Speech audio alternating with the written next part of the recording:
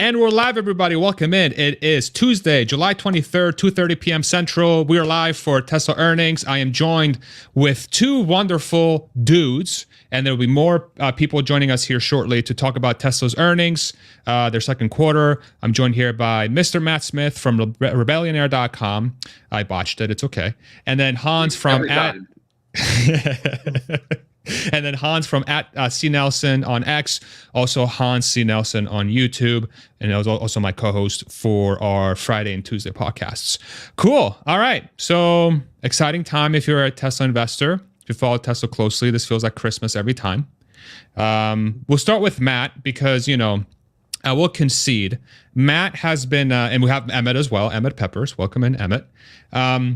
Matt has been kicking my ass in chess for the last couple weeks, and it hurts a lot, but I'm a man of honor. So I will allow Matt to go first in this panel to share his thoughts about what he expects from Tesla, and I will just try to swallow my pride and cry. So go ahead, Matt. What are your thoughts? And then we'll go around the panel. Camera's off for you, and I'm just remembering, actually, I know Emmet was into chess, I think before you and I were even, so I'm kind of curious.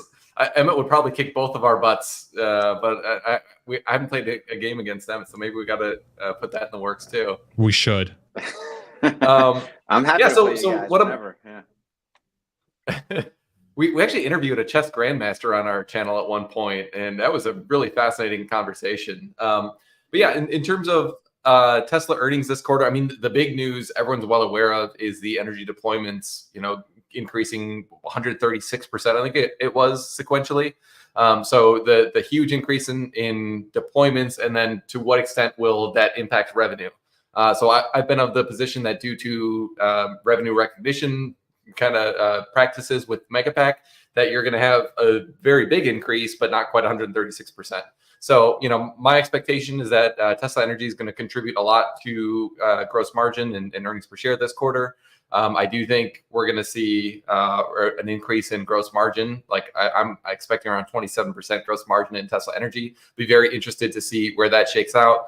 And then on the automotive side, I think it's going to be a somewhat quiet quarter. I think the one thing that I did highlight in my post on earnings was that with the $99 subscription option, I think it's very likely that we're going to see the outright purchase take rate of FSD to decrease. And so I think that's going to actually be a net drag on earnings. I think you're going to have less full self-driving revenue, even though Tesla doesn't actually disclose that.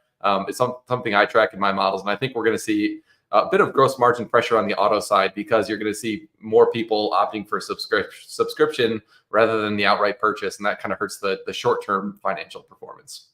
Okay. Emmet, what are your thoughts? What do you expect? What do you see coming out of Tesla's Q2? Yeah, what I'm looking for is any indication of the success of full self subscriptions, the take rate. And in the past, it was, 2% or something, terrible. But now I think Elon commented is substantially higher than 2% or something in a Twitter reply. And so was it 5%, 10%, 20%? I think I'm looking on those take rates. I think that's what's missing from the production and delivery report surprise, which was a nice surprise with the Megapack and the energy storage. But I feel like there could be another surprise with full self-driving, take rates. So I'm hoping the optimistic side is hoping that there's some indication there, but I don't expect it necessarily, but if it happens, I think it could be a nice way to, help shift the narrative towards robotaxi, capabilities soon. Okay. Hans, what do you got?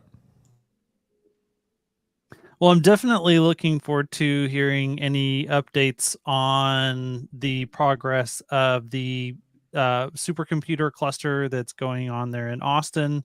With the rollout of 12.5 and the fact that it seems to be focused with hardware 4 vehicles at first, there's a possibility that that is a model that was designed specifically for hardware 4 to begin with, which does kind of set up the question, okay, Elon said that that's what that cluster in Austin was supposed to do. So is that complete? Is it online? Are they getting, good training cycles out of that yet? That would be a big piece. And then just continued commentary on 12.5 and then the future of FSD, which, I mean, we've gotten a lot of information really over the past 24 hours on that. So I would assume that part of the reasoning for the timing of the comments that were made is actually the earnings call today, that they're ready to be a little bit more public with some of this information. And so hopefully we'll get even an additional set of color on that as well. Yeah, I generally agree with all the comments here. I do think the energy story, I mean, it's something, I mean, Matt's been on my channel, like, it feels like 7 times to talk about how energy is like ready to like go. But it seems like we're finally at a point where something's got to give at some point. We're not really sure how material or big it's going to be. But if you're going to increase the amount of batteries you're deploying by 2.5 times quarter over quarter, the revenue has to be somewhere. It might be delayed till later, but it should be recognized at some point. I do wonder, so one of the stories on the automotive side has been sort of this waiting for the cost savings to kick in, waiting for COGS to be recognized a little bit lower from some of the peaks we saw in COVID, some of the improvements from the Highland platform in Model 3, Model Y being at full ramp, sort of cost stabilizing across the supply chain. Do you guys think that's going to be material this quarter, or do you think that's not really part of the equation, or do you foresee this being a thing in later quarters, or do you think that ship has sailed? I'm curious how you guys are thinking about COGS in respects to the auto business. Maybe Matt, if you want to go first, if you have any thoughts. Yeah, I mean, it's not like there haven't been improvements. I mean, if you look historically, they really have done a pretty good job of bringing the COGS improvements down. A big piece of that also is that lithium prices have come down. So like the cell supply cost has really decreased pretty significantly, and that's led to a pretty nice COGS savings.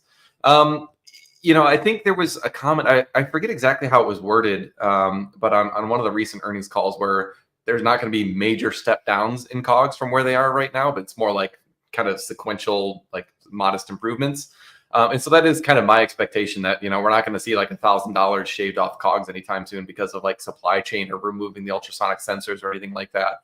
So I think most of the kind of low-ish hanging fruit is probably picked up by now. But I think there's like small benefits, like Cybertruck ramping is one I've heard a lot of people talking about, and sure, that will help, but the volumes are still like so low that I think when you kind of aggregate it into the level of a quarterly earnings call with 440,000 deliveries, the savings in Q2 relative to Q1 is actually going to be pretty de minimis. So I think that'll continue to help going forward, but then you're going to have ASP decreases on Cybertruck in particular. So small, modest improvements is kind of my expectation. Yeah. Any other thoughts there from Emmet or Hans? And then we'll have Nico give his full thoughts here since he just joined. Go for it, Emmet. Yeah, I would just say the COGS, I'm not as focused on anymore. I think we're transitioning from an automotive EV manufacturing towards, it sort of needs to outgrow that narrative to get to a new, $1 trillion valuation again. And it needs to transition to AI, self-driving, a company of the future, robotaxi stuff. And so I think this might be one of the last earnings calls, if not the last, really focused on automotive gross margins, for example. I feel like that's still important, but I feel like in the quarters to come, that's going to be less important relative to everything else. Got it. Nico, you just joined us here. Any overall thoughts for what you expect out of Q2? What are you expecting? Yeah, let me get a mic check real quick. Beautiful, as always. Perfect. It matches your hair. Good, yeah. I'm growing it out. I'm in an awkward phase. Don't judge me. Teenage. Yeah, exactly. No, I'm sure I don't really have anything of value to add other than what's been said. Top of mind right now is 12.5. Hans knows I was up late last night. Omar sucked me in with his commentary, and then there's all this supposed rumors about Biden, all this stuff, and I was like, all right, well, I guess I'm not sleeping tonight. So yeah, 12.5 is what's on my mind. Yeah. And so 12.5 for those that are not familiar, which I'm sure 98% of the audience is, but this is the latest release of full self-driving that just came out, I believe, overnight or late last night or early this morning. We've seen some users in the Tesla sort of community with AI Driver, which should be with us with Hans and I on Friday. So we'll see if he's got confirmation there. And Dirty Tesla, Omar, a bunch of other folks have gotten the release. And the feedback that we're getting so far is that it's by far the smoothest, by far the most confident, by far the one that feels the safest. We've heard these before, right? From all of us. There's always like a step change, it seems, with some of these, but it does seem there is quite a drastic improvement from 12.3 and 12.4 to 12.5, and yeah, we'll see if that ends up in the P&L. You know, we've talked before on this channel that from my standpoint, I don't really see the market valuing Tesla as an AI play until they can start dropping profits to the bottom line through FSD and through Robotaxi. I think they are going to be in this sort of limbo phase of being range bound, let's say, from a price perspective, until they can prove to the market that there are profits in their technology. So not sure if anybody has any thoughts on that, but that's kind of where I'm at. Yeah, I mean, sure. It's just because you panned to me. I think, you know, You went off mute, bro. I fundamentally disagree with what you're saying. I think Tesla wouldn't have this valuation if people weren't valuing it at some degree from an AI FSD play. I don't really think Wall Street is in the stock at all as a car company at this point. I think that almost the entire reason anyone's really in it at this point is for robotaxis, is for FSD. And I think you're just going to see more and more of that. So while I don't think it's the full valuation of, you know, what you see like NVIDIA, for example, where they're really getting recognized, because to your point, the profits are being recognized and we can actually put them on a spreadsheet. I do think that they're being recognized for it and they're getting a lot of credit for it right now. So that's my take. And that's really all I care about on this earnings. I could care less about everything else. We need profitability. The car company or car part of the business has to be good so we can keep funding everything else. But that's like not even the appetizer at this point to me. Matt, what do you think about that? Do you agree with that sentiment that the stock is already pricing a lot of that AI stuff in, and if they make improvements to FSD that are not yet waiting for profits to drop to the bottom line, that the stock should respond? Didn't say a lot. Fair enough. Yeah, I mean, so I think when we were sub 200, it's kind of very easy to say that, you know, FSD is excluded from the valuation. Just if you're kind of looking at the earnings potential of the kind of core car business plus the rapidly growing energy piece of the business, which to your point earlier, Farzad, we've been talking about how energy is going to be really big and going to be fueling growth for a long time. And it was like boy who cried wolf a little bit. And now we finally are there. We're like, I think we're going to do over $1 in earnings per share on energy just next year. And it's gonna grow from there. So just with like the car business kind of in the funk that it's in right now, you're gonna get back to like a strong like earnings growth profile where you can justify the high PE that Tesla has on the back of the fact that, okay, we're returning to growth and there's like a very solid, believable growth story there. So I think if you kind of put that piece of the pie together, still, I think there's a little bit of kind of upside from FSD and Tesla as an AI play inherent in the valuation where we are now at, what is it, 750 billion-ish market cap. So I would say, like, my point of view is it's certainly not fully baked in that like the market believes that Tesla's going to solve autonomy and robotaxis will be a thing. Even the kind of the interim step that I've talked about a couple times before, even if you don't believe in robotaxis, there's a lot of upside potential just on selling more FSD subscriptions and that kind of business model I think is going to be really compelling, especially once it's launched in China and Europe.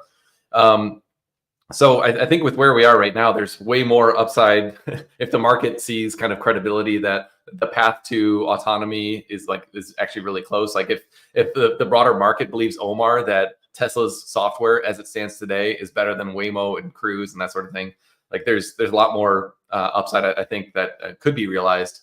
So I think we're kind of in this stage where like Tesla's getting partial credit for AI, and it's like very partial credit, I would say, at that.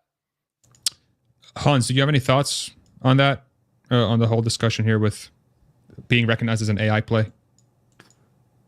I mean, it's definitely one of those things that you see all the fundamentals, all the things that they're doing, whether it's having data at scale or whether it's having these large clusters to do training with. And it, anyone who's paying attention to what I would call leading indicators would say that, okay, they're doing R&D in all the right places. They've got infrastructure in all the right places. Like they have all of the components necessary to be a huge AI play. And there are pockets of smart money where you do see this recognition. I would say the BG2 pod is an example of, Altimeter Capital run by Brad Gerstner and then Bill Gurley really have looked deeply into FSD, and they have had a lot of positive things to say about version 12. And especially like Bill Gurley is one who's very skeptical about the return on capital that is going to be necessary to justify some of the expenses that have been laid out, or the capex that has gone into this whole AI infrastructure build out. But he kind of reserves his critical comments in that area when he looks at Tesla and their spend and their potential to make revenue on the back of that. So I would say there are some people who are smart enough to look in the right places and see it. But yeah, as far as the broader market, I think that's where you would go to a Gary Black and use him as kind of a bellwether to say, okay, what does the rest of Wall Street kind of think about this? And it's generally not great. So, but that's just the way that they are. They want it to be proven. They want show me. And so while we're waiting for the earnings to really show up, I think that for the most part, it's highly discounted. And, we've seen with the drop in unit sales of automotive, a large drop in stock price. And so I think for the most part, it's an automotive centric story and an investment thesis for most people. But hopefully we can change that here going forward in the next 12 to 24 months. Before I go to Emmet here, let us know where you're tuning in the comment section below on both YouTube and X. We're live on multiple channels. We're live on mine, on Hans, on Nico's, both X and YouTube. There's also a lot of other creators in the Tesla community, Herbert, Peggy, Rob, countless others that are live streaming as well. Just pull up everyone's live stream at the same time and just unmute the one you want to listen to, or if you're really hardcore, leave them all open and see what happens. Just have everybody talk at the same time, and then you'll get everyone's knowledge at the same time. That will definitely work. Emmet, any thoughts on this AI discussion valuation? Yeah, I mean, Tesla is going to be the leader of the real world AI economy, and I'm becoming increasingly optimistic about the stock price, just because my thought is the stocks never to move in line with a business. It's either way early or way late. Like, when Tesla started producing the Model S originally. Let me take off this headphones for a second, see if that helps here. Volume. Yeah, that we're struggling a little bit to get your audio to be normalized. It seems softer than. Yes. Is that better? Can you hear me? It is better to us. Yeah, it's better. Okay, good. Sorry about that. So I was starting to think that, the market is usually way early or way later, to the valuation of what the business substantiates. And I am becoming increasingly optimistic that maybe the valuation of the stock will become way early to what the business of Tesla is ultimately going to become, probably in the next year to 18 months. And so I'm becoming sort of increasingly optimistic on the actual stock price with the AI narrative kind of gaining a foothold. I will stop there and try to change my settings of my volume. So I apologize for that here. No, you're probably, we can hear you. It's just, we're struggling to get you to be level. You may have to do it from your side on the settings on the little cog on the bottom of StreamYard. Under audio, you should be able to turn off auto volume settings, and we should be able to set your volume from there. Okay. In theory, we'll see. Okay. Cool. So Tesla earnings will drop here in about 10, 15 minutes. There will also be a call at, I believe, let me see. Let me just verify the time. It will be at 4:30 p.m. Central, 5:30 p.m. Eastern. So about an hour and a half after earnings drop. So what we'll do is we'll review the earnings live on this channel. We'll also analyze them. Shout out Steve Jobs. And we'll analyze them, and then we'll also do the call live right on this channel as well. And then on this channel, we'll also do whatever you're viewing this, we'll also do live notes. So we'll have a file here that you can read as you listen to the call. And this is something that I know has been helpful for people in the past. And we'll do that for y'all, no problem. So, okay. Anybody want to guess, how do you guys expect the market to react? Do you think Tesla will beat? Do you think Tesla will come under? Does it matter? Any predictions? Any crystal balls? Who wants to go first? Emmet ran away. He doesn't even want to answer the question. I can jump in. So yeah, I put out my estimate earlier today. I'm at 59 cents adjusted earnings per share. The street consensus is at 62 cents, so I'm a little kind of below. I was looking at the rest of the retail community. There was this guy Farzad who had like 95 I cents adjusted it. there. I adjusted it. When you realized how dumb you were, you pulled it back. Yes. 67. I'm at 67 adjusted. I thought you were 57. Okay. So, but like most of the 57 the gap, non-adjusted. Oh, okay. All right. Like most of the retail analysts are kind of in the like 61 to 65 kind of cent range, which frankly is not that much different from where Wall Street is. So I think the number is probably not what matters more than anything. I think it was like the Q3 call last year where we had depressed Elon Musk show up, and like that was really bad news for the stock, even though the numbers were kind of fine. In most recent quarters, like it's been kind of upbeat and cheery, and they've been saying some good things. So I think kind of tone and outlook are probably what's going to matter more than the individual number. That said, I do think Emmet was kind of hinting at this earlier. If we get some additional disclosures around FSD subscriptions or take rate or any kind of interesting nuggets around that I think could be meaningful in kind of moving the stock one way or another. So that's kind of how I'm thinking about it. Anybody else want to throw their 2 cents? Hans or Nico? Hans doesn't want to touch it. Nico? No balls. Yeah, I'll say something. Why not? Yes. Yeah, I think this will be completely irrelevant on anything that you're going to see on the income statement. None of the numbers are going to matter. I think this is all going to be based around what they talk about, the narrative with Robotaxi, the events, how things are tracking, and any commentary about the next generation vehicles. I think that's this whole earnings call is based on how they talk about that, and that will determine the outcome. And if they say everything really good, my anticipation is that the stock will actually be flat, like maybe up $1, maybe down $1, but I anticipate it being flat if they say good things in general. Okay. Looks like we have Emmet back. Emmet, do you want to give us your prediction on what you expect? Crystal ball, what do you think is going to happen here once Tesla reports? I'm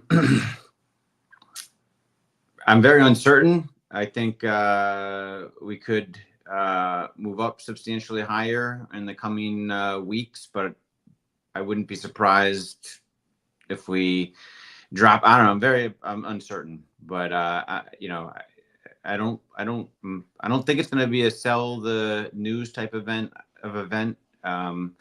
I think the momentum has shifted for Tesla stock, and I'm just more increasingly optimistic on the general direction of the stock for the next few quarters. That's just my prediction here. Yeah.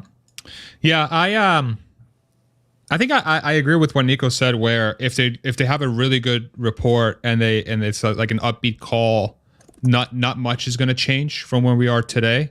I do think that we're going to get like optimistic Elon instead of depressed Elon this time around. I think one of the things that I've observed, I don't know if I'm sure y'all have noticed too if you follow the story closely. And by the way, for those that are joining us, earnings should drop here in the next 5 to 10 minutes, and we'll track those live with y'all. Is that there is a trend of like how he is on X and what his interviews are like before the call and the actual call. It's almost like you can predict what the vibe's going to be based on how upbeat he is on those interviews.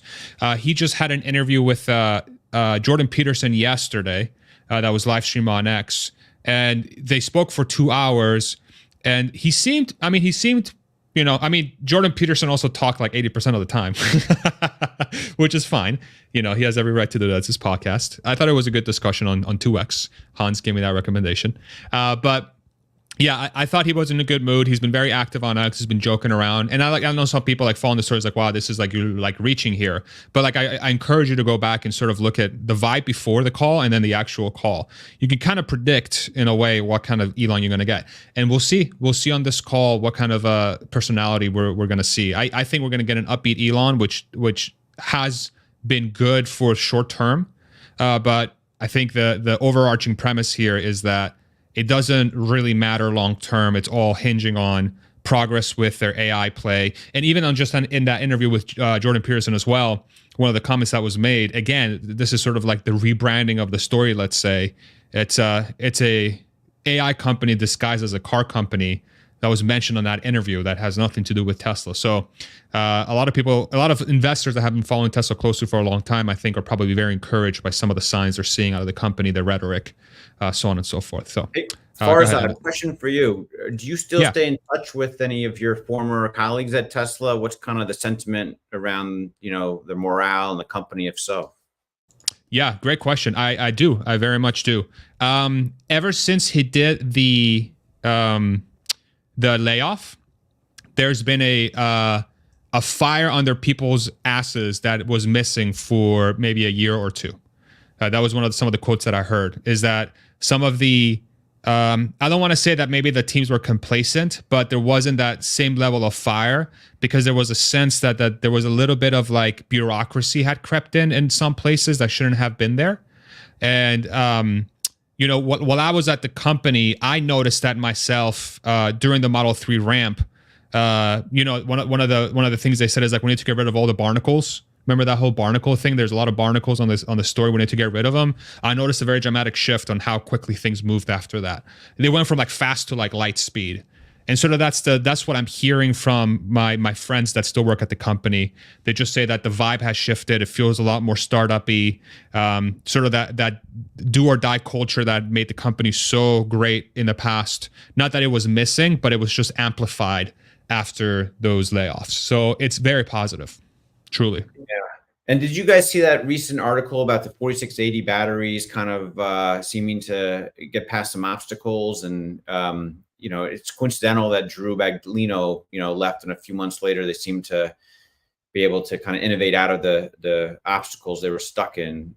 Sometimes you just need a change of leadership in certain roles, I feel like, to really make things move forward.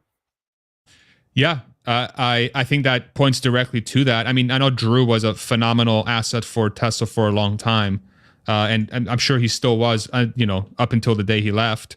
But I think one of the things that is lost about the Tesla story sometimes is that the way they can replenish talent and the way they can always revitalize the mission with the same CEO gets lost. Because it's like, if you look at Elon's track record from a leadership perspective, he's been at this for 20, 30 years. And one of his prime strengths, like the thing that separates him from any other leader at that place, is that he can operate as a startup forever. Forever. He doesn't get complacent. He's clearly doesn't give a crap about being rich or having money, which is one of the Achilles heels of a lot of successful people, is that once they feel comfortable, that fire leaves. And somehow, I think I know what. I think him being on the spectrum probably helps a lot in this respect because he's just so focused on what he needs to do. He's just he has an unrelenting fire that he can't let go, and sometimes he just needs to align the entire story, everybody who works with him, to ensure that they feel the same, and that's what those layoffs do. It also helps when it's your company, right? It's your project, it's your baby. It's a little different than when you work for someone to have that fire. This is very true. It's a lot easier to do that when your entire net worth is tied to it. Hey, can I ask Emmet and Matt a question? Are you guys any thoughts on the option markets right now? And are you guys doing anything? Do you have any like options that you opened or sold any premium or anything going into this? I saw the IV is crazy high right now, which I was surprised by. Yeah, I'll go first. I mean, I have a small shorter term option bet on the bullish side, nothing substantial, but 295 strike at August expiry. But it's small. But I had a small one also when it was at like 150 that did well. So it's sort of like rolling the dice on house money, so to speak. So we'll see. But I just have a feeling the stock's kind of, hopefully, maybe I'm being too optimistic, but it just feels like the time for the stock to start appreciating again, with the narrative changing and Elon securing his vote of confidence as the leader of the company and imminently getting his share, his equity back, I'd say. So it feels, and as long as the macro market kind of holds up, which it is, it just feels more likely than not that the stock would appreciate, in my opinion. Yeah, and part of what we do for our clients is selling covered calls. So we had that crazy week ending July 5th where that actually went against us for the first time since we've been doing that for clients. So that can be a bit painful when that happens. But the silver lining to that is that premium increases by like multiples in the subsequent weeks. So we've already made back a pretty decent chunk of the hit that we took just a couple weeks ago. And that's something that we're continuing to do for clients and that I do for myself. On the kind of longer term side, I've got my investment in Emmett's fund. And so that's kind of what I view as like my long-term kind of more option-y play on long-term exposure. So I like having that piece of it. And we do have some clients who have a little bit more risk appetite that want a small allocation to that. So kind of understand that everyone's situation is different, and it just looks like something dropped. Well, it's like, the stocks, the initial reaction, you never know which way it's going to go, but it looks like people have gotten the news before us, the professional Bloomberg subscribers. Yeah. I mean, it's sort of coming back up again. You can't really tell the first few minutes. I feel like it can go spike down and spike up, or spike up and then down. I see flat after hours right now, but down 2 now. It's jumping up and down a few bucks back and forth. Yeah. Yeah. We're just waiting for the earnings to drop for us common folk. For the plebs. Another 2 minutes. Yeah, and then once it drops, then we can discuss. So in the meantime, like and subscribe if you're enjoying the content, regardless of where you're watching it. And there's other creators as well. Pull up their streams and watch those at the same time. And mute the ones you don't like this one. Go ahead. You're funny. As far as you had a funny post the other day on the Peterson interview. You said something like, every time I listen to Jordan Peterson talk, I need a dictionary to understand him. Oh, yeah. Every time I listen to Jordan Peterson talk, I feel like I'm taking the English portion of the SATs. SAT, that's what it was. Yeah. It's so true, because he'll say like certain words. I'm like, who uses that in their everyday language? Come on. Yeah. I've been playing around with this axiomatic thought process or something. I'm like, geez, bro, just say I have been thinking about. He's great, though. He offers some interesting insights. We're waiting for this to drop. It's flat after hours. I'm seeing only down 0.24%. And I'm still waiting for this thing to drop. So Deck's out. I got it. Oh, really? Oh, shit. I got it too. Okay, here we go. Let me go ahead and share screen on the deck. And here we go. Damn you West Coast people. Bloop. Okay. 1.6 billion of GAAP operating income in Q2 after restructuring and other charges. 1.5 billion of GAAP net income. 1.8 billion non-GAAP net income in Q2. Operating cash flow of $3.6 billion. Free cash flow of 1.3 billion in Q2. AI infrastructure capex was 0.6 billion. $3.9 billion increase in our cash and investments in Q2 to 30.7 billion. Record energy storage deployment of 9.4 gigawatt hours in Q2. Optimus began performing tasks autonomously in one of our facilities. Cybertruck became the best-selling EV pickup in the US in the second quarter. Let's real quick take a look at margins. So margins are actually, let's see. So total GAAP gross margin is up 0.6, 60 basis points to 18%. Let's see. If I look at energy real quick, energy revenue is up, doubled from 1.6 billion to 3 billion. Real quick, if I look at the P&L, I'm curious to see what the margins are for that, and then we'll look at other stuff here real quick, because I know there's a big one. So 3 billion in revenue, and then costs up to 2.2 billion. So it looks like $600 million of profit on 3 billion, which is about what, 20% margins or something. So it looks like they reported a doubling in energy revenue. Let's go ahead and read through the summary real quick, and then if y'all want to read through the details, if you have anything you want to add, we'll do that. In Q2, we achieved record quarterly revenues despite a difficult operating environment. The energy storage business continues to grow rapidly, setting a record in Q2 with 9.4 gigawatt hours of deployments, resulting in record revenues and gross profits for the overall segment. We also saw a sequential rebound in vehicle deliveries in Q2 as overall consumer sentiment improved, and we launched attractive financing options to offset the impact of sustained high interest rates. We recognized regulatory credit revenue in Q2 as other OEMs are still behind on meeting emissions requirements, which is, again, like that regulatory credit story is so interesting. So what is it at real quick? Let's check it out here. Regulatory credits is up to 890 million for the quarter. Reg credits, 890 million in regulatory credits, which kind of hides the gross margin number. So let's keep going. Global EV penetration returned to growth in Q2 and is taking share from ICE vehicles. We believe that a pure EV is the optimal vehicle design and will ultimately win over consumers as the myths on range, charging, and service are debunked. Which is a very interesting bit of verbiage there. I don't think I've ever read them say anything like this, which is good to hear. Progress continued for our AI initiatives in Q2. We reduced the price of FSD in North America and launched free trials to everyone with the necessary hardware.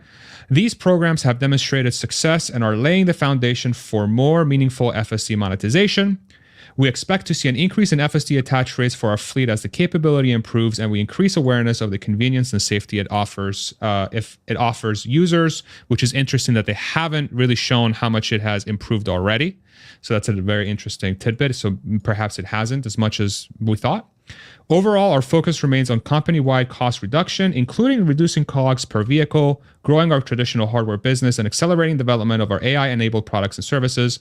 Though timing of robotaxi deployment depends on technological advancement and regulatory approval, we are working vigorously on this opportunity given the outsized potential value. Concurrently, we are managing our product portfolio with a long-term orientation and focusing on growing sales, maximizing our installed base, and generating sufficient cash flow to invest in future growth. Now, if we go down to the outlook portion, which is interesting, here, let's see what we got here. And so for volume, our company is currently between two major growth waves. The first one began with the global expansion of the Model 3 and Y. In 2024, the growth rates of energy storage deployments and revenue in our energy generation and storage business should outpace the automotive business. For cash, we have sufficient liquidity to fund our product roadmap, long-term capacity expansion plans, and other expenses. Furthermore, we will manage the business such that we maintain a strong balance sheet during this uncertain period. For profit, while we continue to execute on innovations to reduce the cost of manufacturing operations over time, we expect our hardware-related profits to be accompanied by an acceleration of artificial intelligence, software, and fleet-based profits. And then for product, which has changed from outlook, something that I've just noticed here. Plans for new vehicles, including a more affordable model, remain on track for startup production in the first half of 2025. These vehicles will utilize aspects of the next generation platform as well as aspects of our current platforms and will be able to be produced on the same manufacturing lines as our current vehicle lineup. This approach will result in achieving less cost reduction than previously expected, but enables us to prudently grow our vehicle volumes in a more capex efficient manner during uncertain times. This should help us fully utilize our current expected maximum capacity of close to 3 million vehicles, enabling more than 50% growth over 2023 production before investing in new manufacturing lines. Our purpose-built robotaxi product will continue to pursue a revolutionary unboxed manufacturing strategy. Okay, so what have you guys seen so far? Who wants to go first? Toom, toom, toom, toom, toom, toom, toom. I did see that. Oh, You go.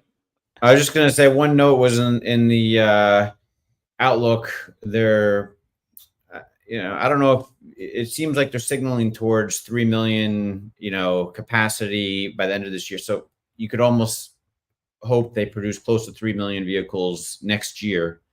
You can almost extrapolate that. Maybe it's too optimistic to think that, but it seems like it's a metric they put out there, 3 million vehicle capacity in the product outlook. Stock's down 3% after hours, by the way. So, I mean, the thing that jumped out to me, Farzad, you hit it briefly, but like the credits revenue is, I don't recall it ever being this high, 890 million.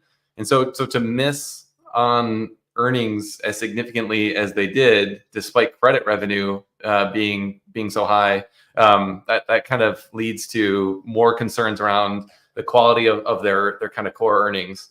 So this was something that I was, kind of expecting, like as this, I led off the, this hour basically saying the FSD take rate should logically plunge, and that's going to hurt earnings.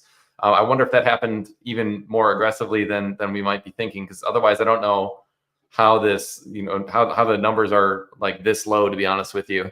So that was my first thought. And then the other thing was just on that, like the note they have about pure EV is the optimal vehicle design and will ultimately win over consumers as the myths are debunked. Like this is what we've been asking them for like years. Like, hey, a lot of people have misconceptions. Like, why don't we do some educational advertising? It's like, it just seems like the most ridiculous own goal that they haven't been more aggressive on this front before. So now they're at least putting it in their earnings report, but like, how are you actually going to debunk those myths? That doesn't just happen automatically. So I kind of hope they speak to that in the call a little bit. Let's go, Nico. I know you want to say something, then we'll bring in Yash. Oh, speaking of Yash. Wow. I'll get my juju ready to. There we go. To pair with my my mezcal. So yeah, doing it right. No, I was just gonna say on the vehicle capacity for the next gen vehicle, I don't think they had various there before.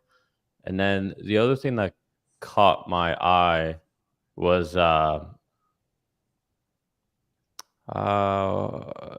forget what it was.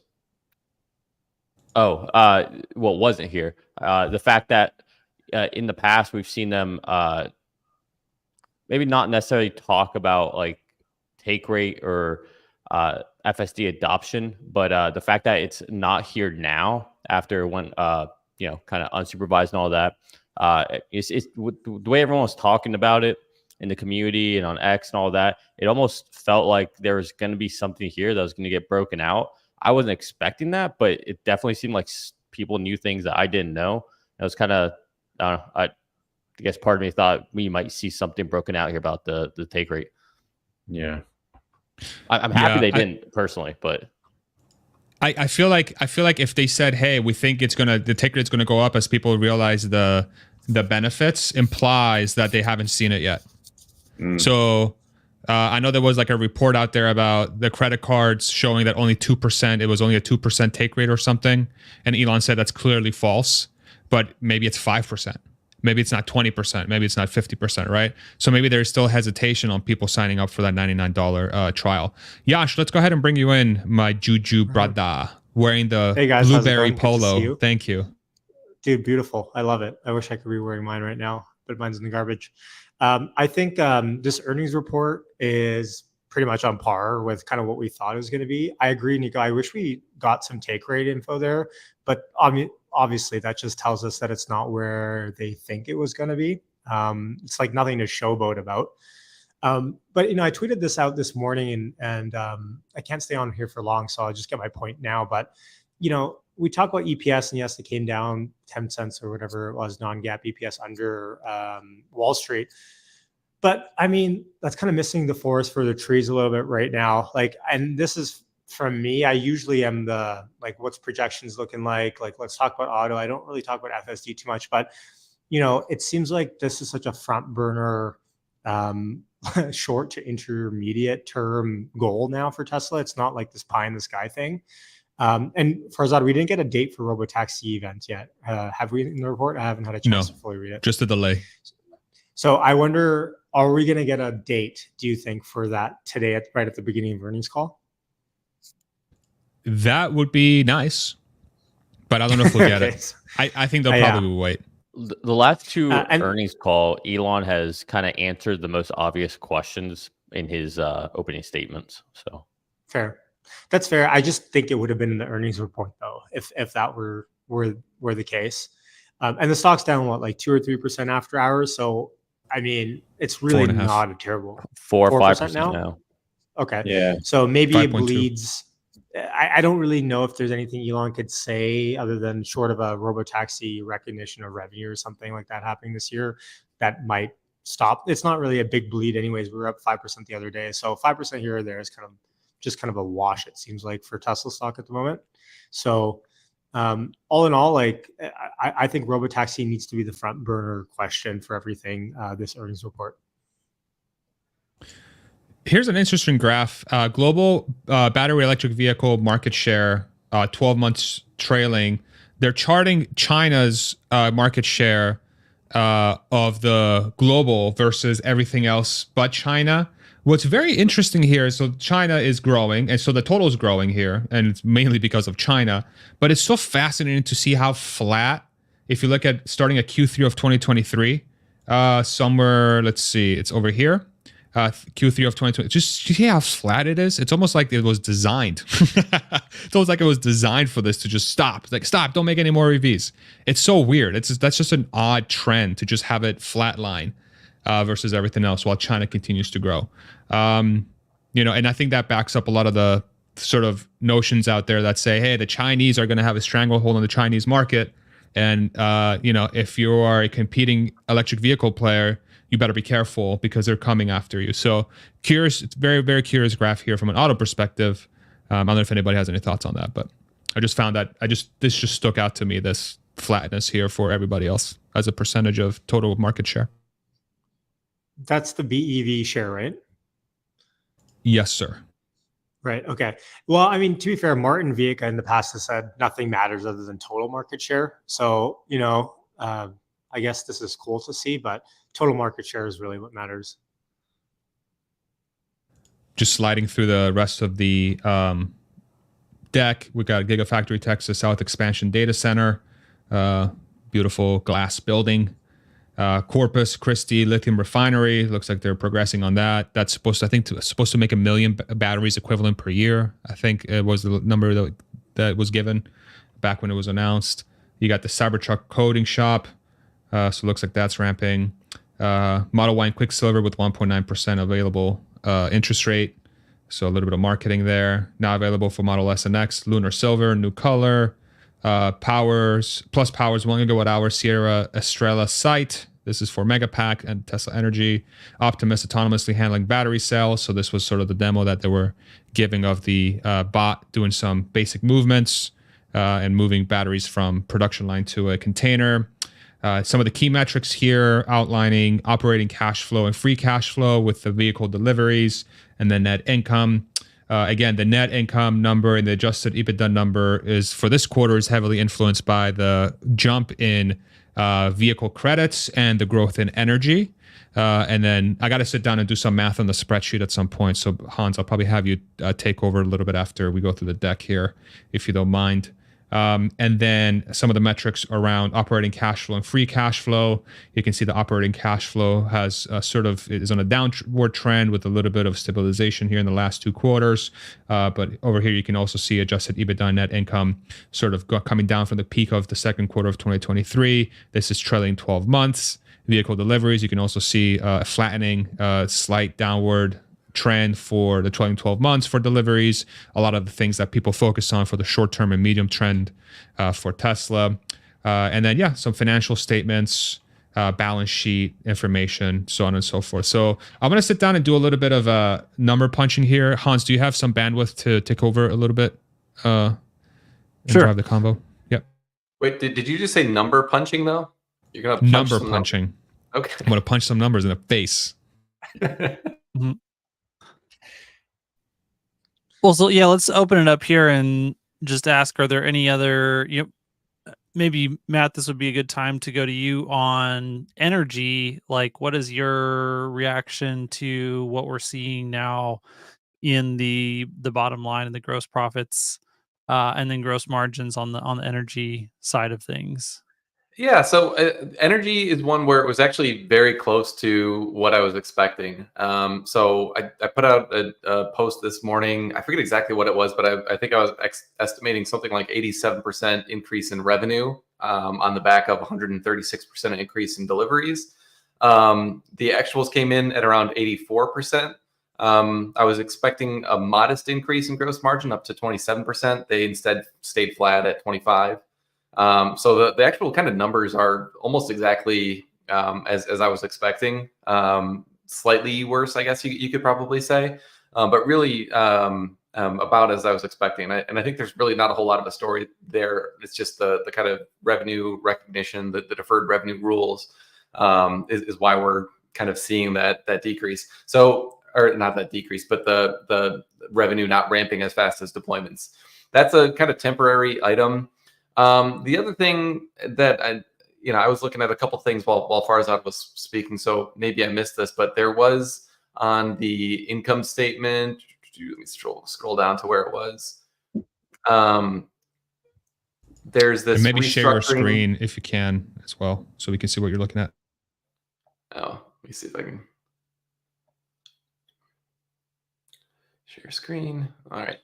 So there's this restructuring another charge of $622 million.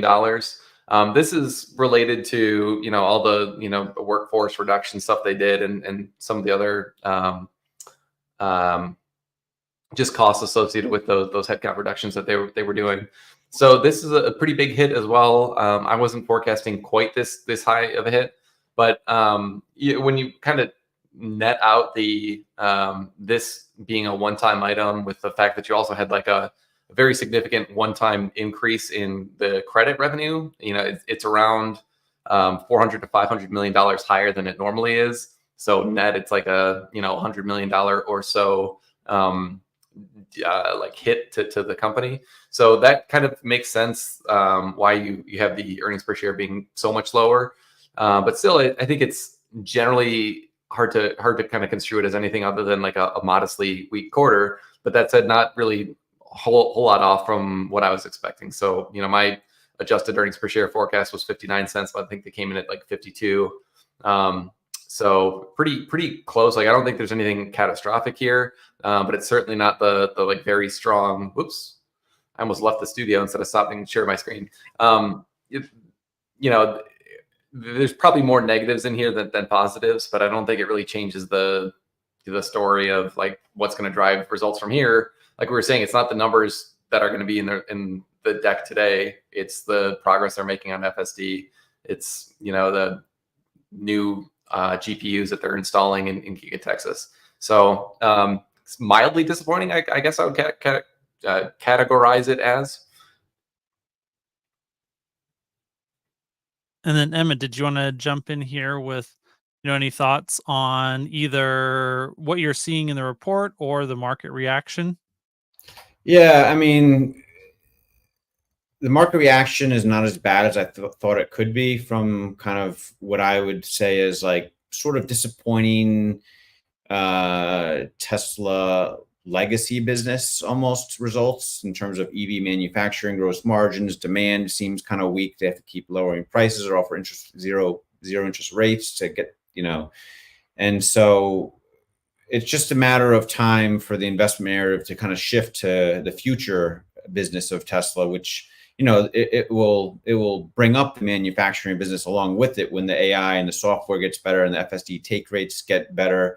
But it seems like they would have put something in about the FSD take rates if it was exceptionally good, as some others have speculated already. So, yeah, I mean, I'm curious. I think there's some points of friction. Like, I think my mom just got a new Model 3 Highland. She traded in her old Model 3 for a new one. She's in Long Island, and she called me out of the blue, and I was like, "Oh, did you happen to do a test drive with you on the full self-driving?" Because she's like, "Oh," she said, "Oh, they said after I drive for a few hours or a few hundred miles, I should come back and they'll do it." And she's not going to do that, but that's just like a point of friction. Remember, there was that promise to like give everyone a demo of full self-driving when they have to buy the car, and now there's like a point of friction, like, oh no, you got to drive at 100 or a couple hundred miles first, then you come back. That's just, if you could just avoid these points of friction of getting like new people that aren't tech enthusiasts like us to try the full self-driving and get them to use the free subscription, I think that would be a big help. So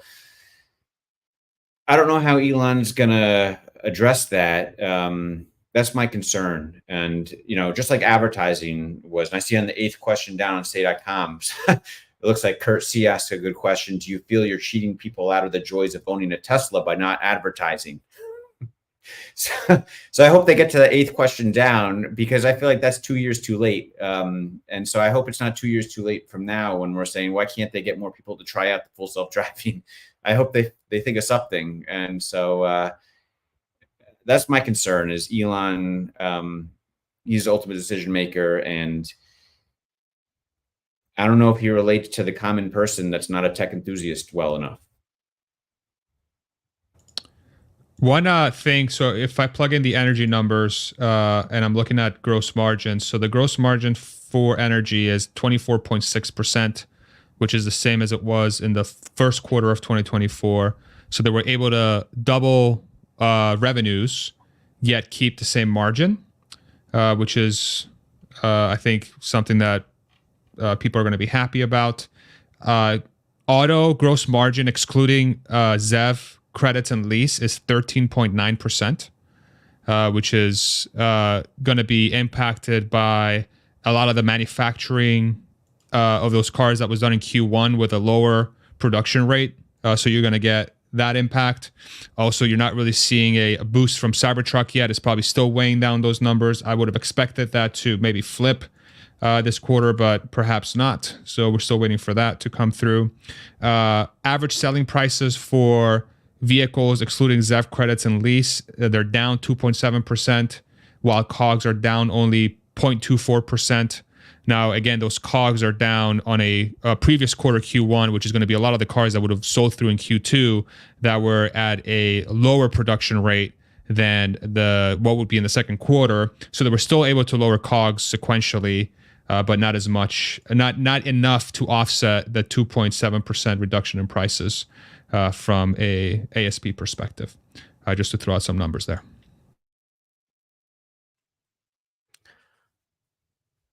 Just to jump in here, Hans, can you box us all, like, so we're all together? There we go. That's the view I like. Just so I can see everybody's face when I say something stupid. Get quick signal. Hey, Nico. I like the Brady. Hey, Nico. Right there. Hey, Matt. Nice. Like Hollywood Squares. Yeah, it's my favorite. Because then I can see everyone equally.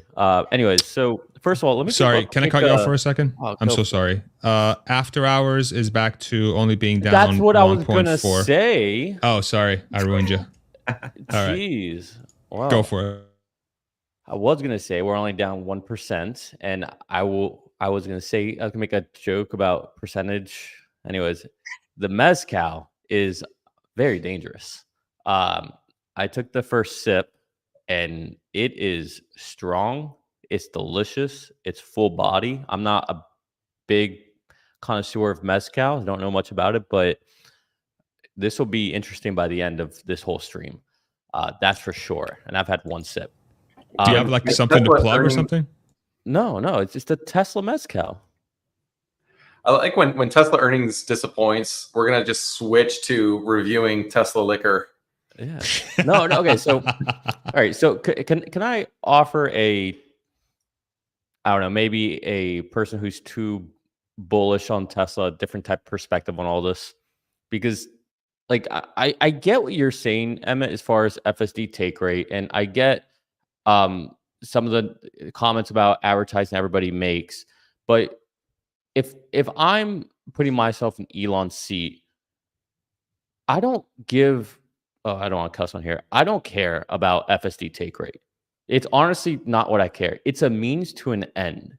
The whole point of FSD is to get to robotaxi, right? That's what I care about, is how fast can I get to robotaxi, because that's where we're really going to print money.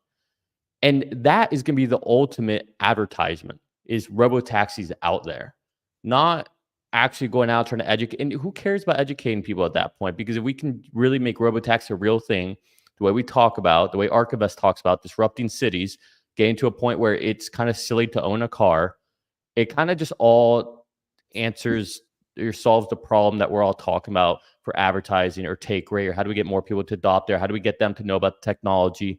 Like, it just seems like solving robotaxi, it's a domino. It's one answer that solves all the problems. And I think, especially, and as far as like you said earlier, yeah, every time Omar says this version is great and all these things, and to be fair, yes, he does, but at the same time, he has been right. Like every time, like it is like it's the best thing that we've experienced to that point. So I think these are real comments. But 12.5 sounds yet another kind of next level, and I think they just see it trending so clearly towards that I think that's why they decide to, like, okay, why are we going to build new lines for this next gen vehicle that we're going to sell to people when it's just so clear robotaxi is what's going to happen next. I just think that they're so focused on this that they see it so clearly that it just solves everything. And I get that sounds like I'm just literally drinking his Kool-Aid, but I don't know, that it just seems to me like that's what he's thinking about. Yeah, I think it backs it up. If I pull this up real quick, this is from Alex at AJ Tourville on X. This is from the earnings report we just went through. The Tesla AI training capacity ramp through the end of year, H100 equivalent GPUs, sort of showing a graph of how Tesla has increased the ramp of their capacity, which is what drives their AI prowess, is this training compute that they're starting to ramp. Between March and June, we've seen sort of them being at about, call it 37,000 to 40,000 equivalent H100 GPUs being used in training. And there's going to be two jumps between now and then that will get them to about 90,000 H100 equivalent GPUs, which is roughly, definitely at least a double, the 2.5 times. And then Elon actually replied to this, and he said, important to note that we also use the Tesla Hardware 4 AI computer in the training loop with NVIDIA GPUs, currently at roughly a 1-to-2 ratio. Also, we're changing the name from Hardware 4 to Artificial Intelligence 4. That means 90,000 H100 plus 40,000 AI 4 computers. So what's interesting here is perhaps this number here doesn't include that AI 4 that he's talking about, where they're going to start leveraging Hardware 4 for training, is what I'm reading here. Hans, maybe help us understand this better.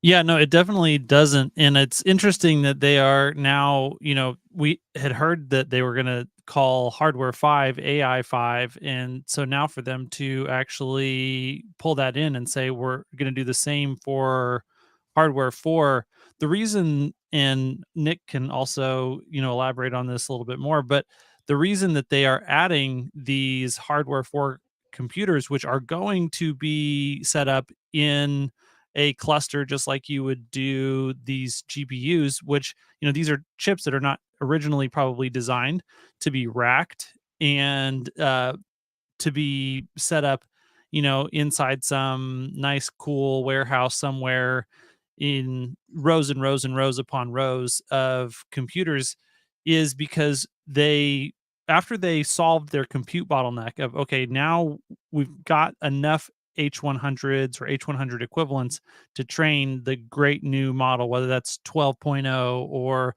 the 12.4 model or the 12.5 model or the impending 12.6 model. Now that we can do that, we've got to figure out, okay, how do we discover every little place that we need to make a patch or a fix to this brand new model? Because, the 12.5 base model is a whole different model than the 12.4 base model. And that's what they're doing with it, what looks to be this, they have a large installation of hardware 3 and probably hardware 4 computers now that's also going to be growing. But they're doing that. They're running simulation basically of driving scenarios that they have encountered in the real world. And so where instead of saying, hey, let's just take the base model and we'll put it out to the fleet, and then we'll let the fleet find all of the places where the model's going to struggle, we're actually going to do an intermediate step where we try to drive, and they can, probably accelerate time in this AI4 cluster to where for every second worth of driving that a hardware, Nico, do you think that that's true? Can they accelerate time or not? Do they have to run them at essentially 1-to-1 clock speed? You're going to be limited by your bus speed no matter what. And then if you all do me a favor, just make sure it's sort of translated so that our audience can understand some of the technical details. So I'm trying to understand what Elon just wrote here, because I feel like he's conflating terms, but I'm not sure, because hardware 4,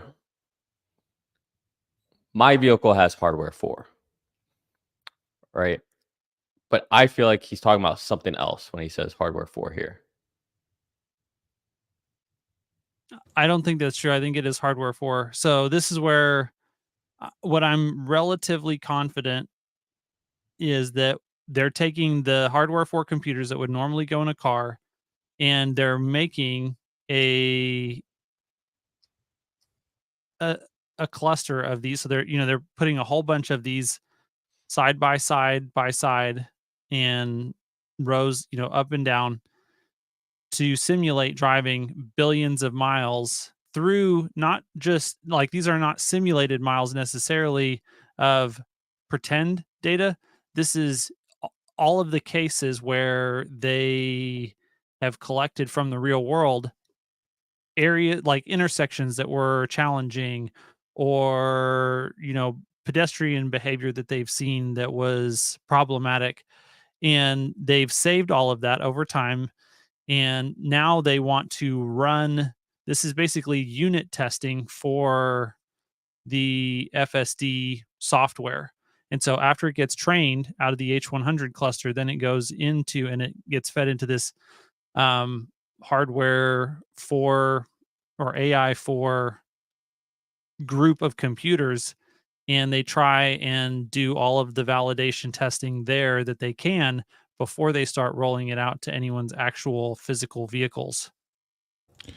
So just to make sure I understand, so it's basically another step in the process. So it's a way for them to test what the training. So by December of 2024, when they have the 90,000 H100 equivalent GPUs that generate some form of driving outcome, then they feed it to 40,000 AI4 computers by then, before they release it to the cars, and gather a lot of the data that those computers are generating, saying, hey, these are the outcomes we're creating based on the training data. And then they can use that to sort of make the and then training better and better. Taking that and feeding it back through another fine-tuning training run to make some quality improvement adjustments to the model. So that's where you're going to get your 12.5.2 is going to be one where they did some retraining on some areas that needed quality improvements, and then 0.3 is going to be an additional set of retraining on top of that, and on and on. Makes sense. Got it. Questions there, Nico, based on what Hans just No, said? I'm just trying to understand what this means. Like, is this their actually how they're trying to, shift left on getting feedback?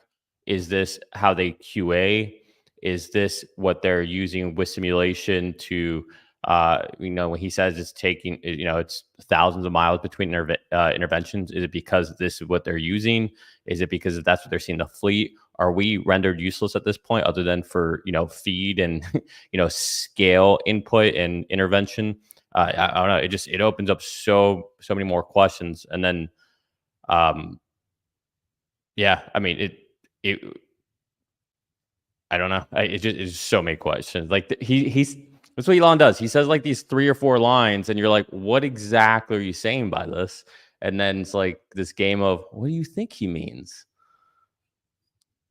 Yeah, I would say that I think the comments that he's made recently about how hard it is to find the interventions, I think this is probably the answer or it's the first way that they're trying to solve that problem.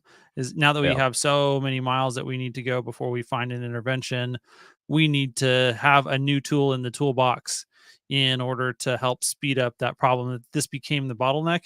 And I think this massive installation of these rack mounted hardware for computers is the first thing that they're going to use to try and solve that problem. If it doesn't, they'll, find a new way to try and solve it. But I think this is, the primary and hopefully sufficient means of doing that.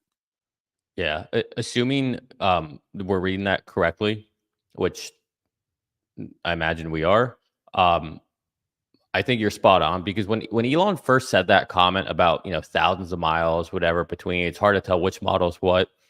My first thought was like, I don't know, man. Like every time I pull into a parking lot, like you're going to see an intervention there. And sometimes I just want to turn around because there's a building being built and I want to see the progress. You see an intervention there. Like, it's not like you don't see them. So like, where's this? And then I thought, okay, maybe it's all these drivers they've hired.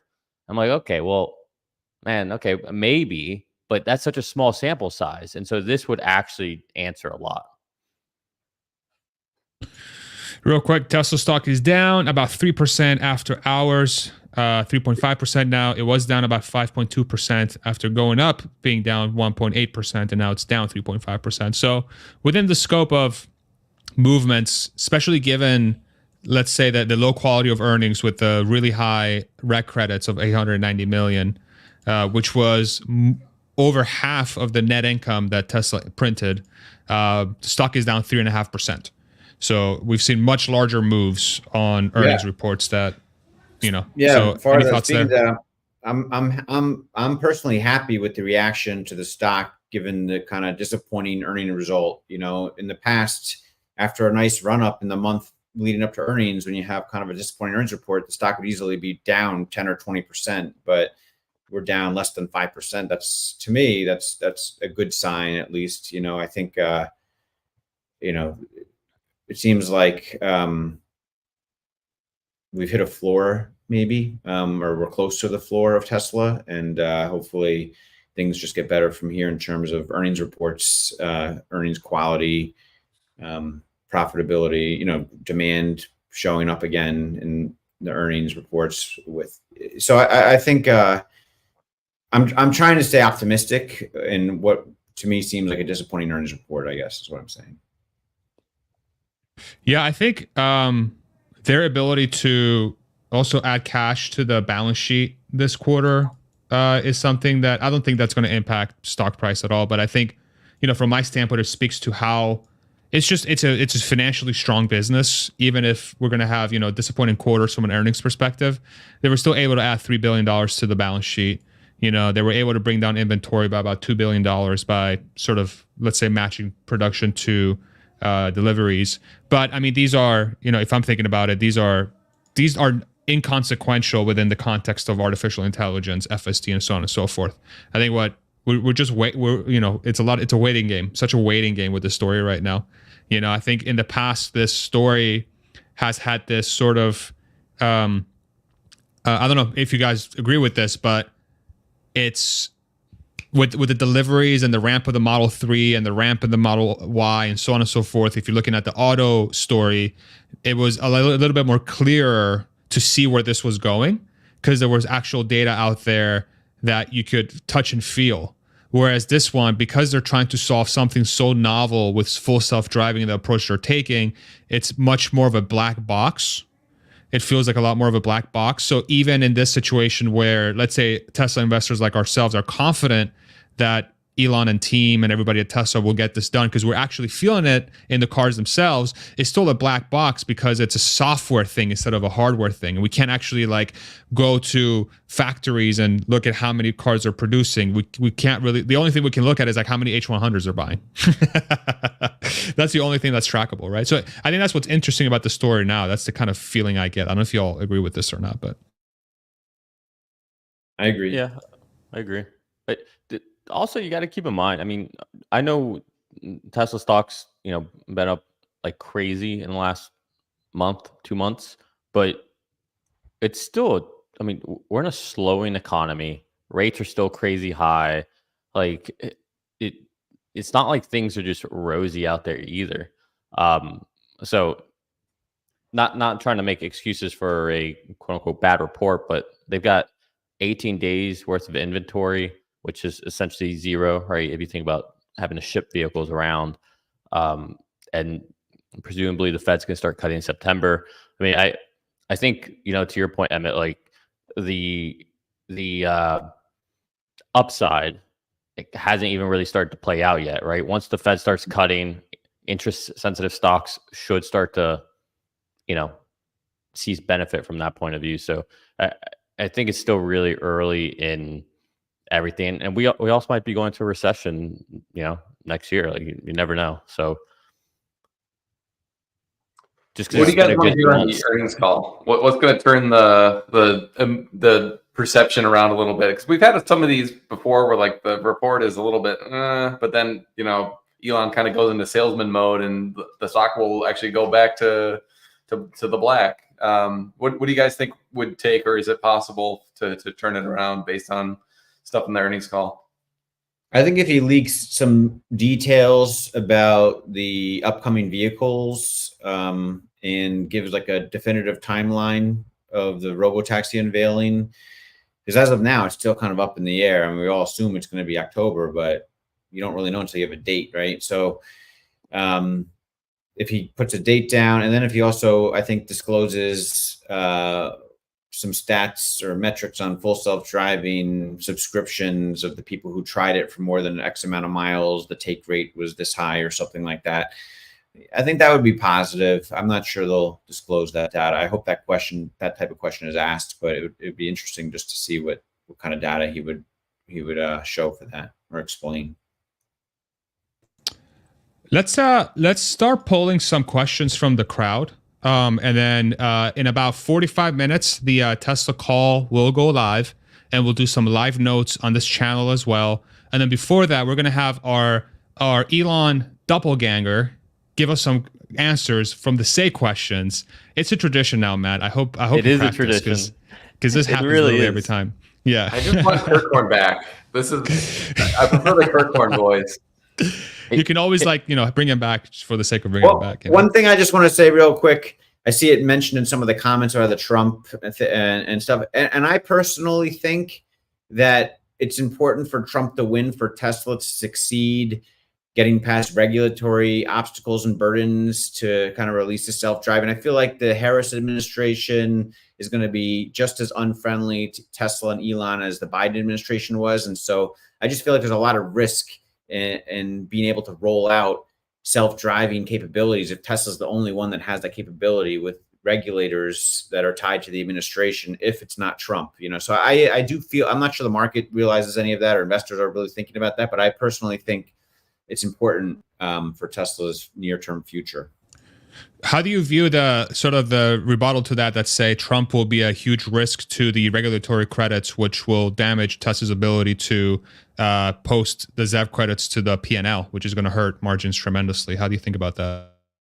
I think it hurts their competitors the most, because I think by the time that actually goes into effect, I think the self-driving technology will be so good that it'll be in pilot cities by then, and the regulations being rolled back by the Trump administration is going to more than offset any negative potential from the price increases. I think the price increases will just, it won't matter given the really high demand of using self-driving robo taxis and cars. You know, I just think that's just a huge change in the value of the asset of owning a Tesla once that technology is turned on.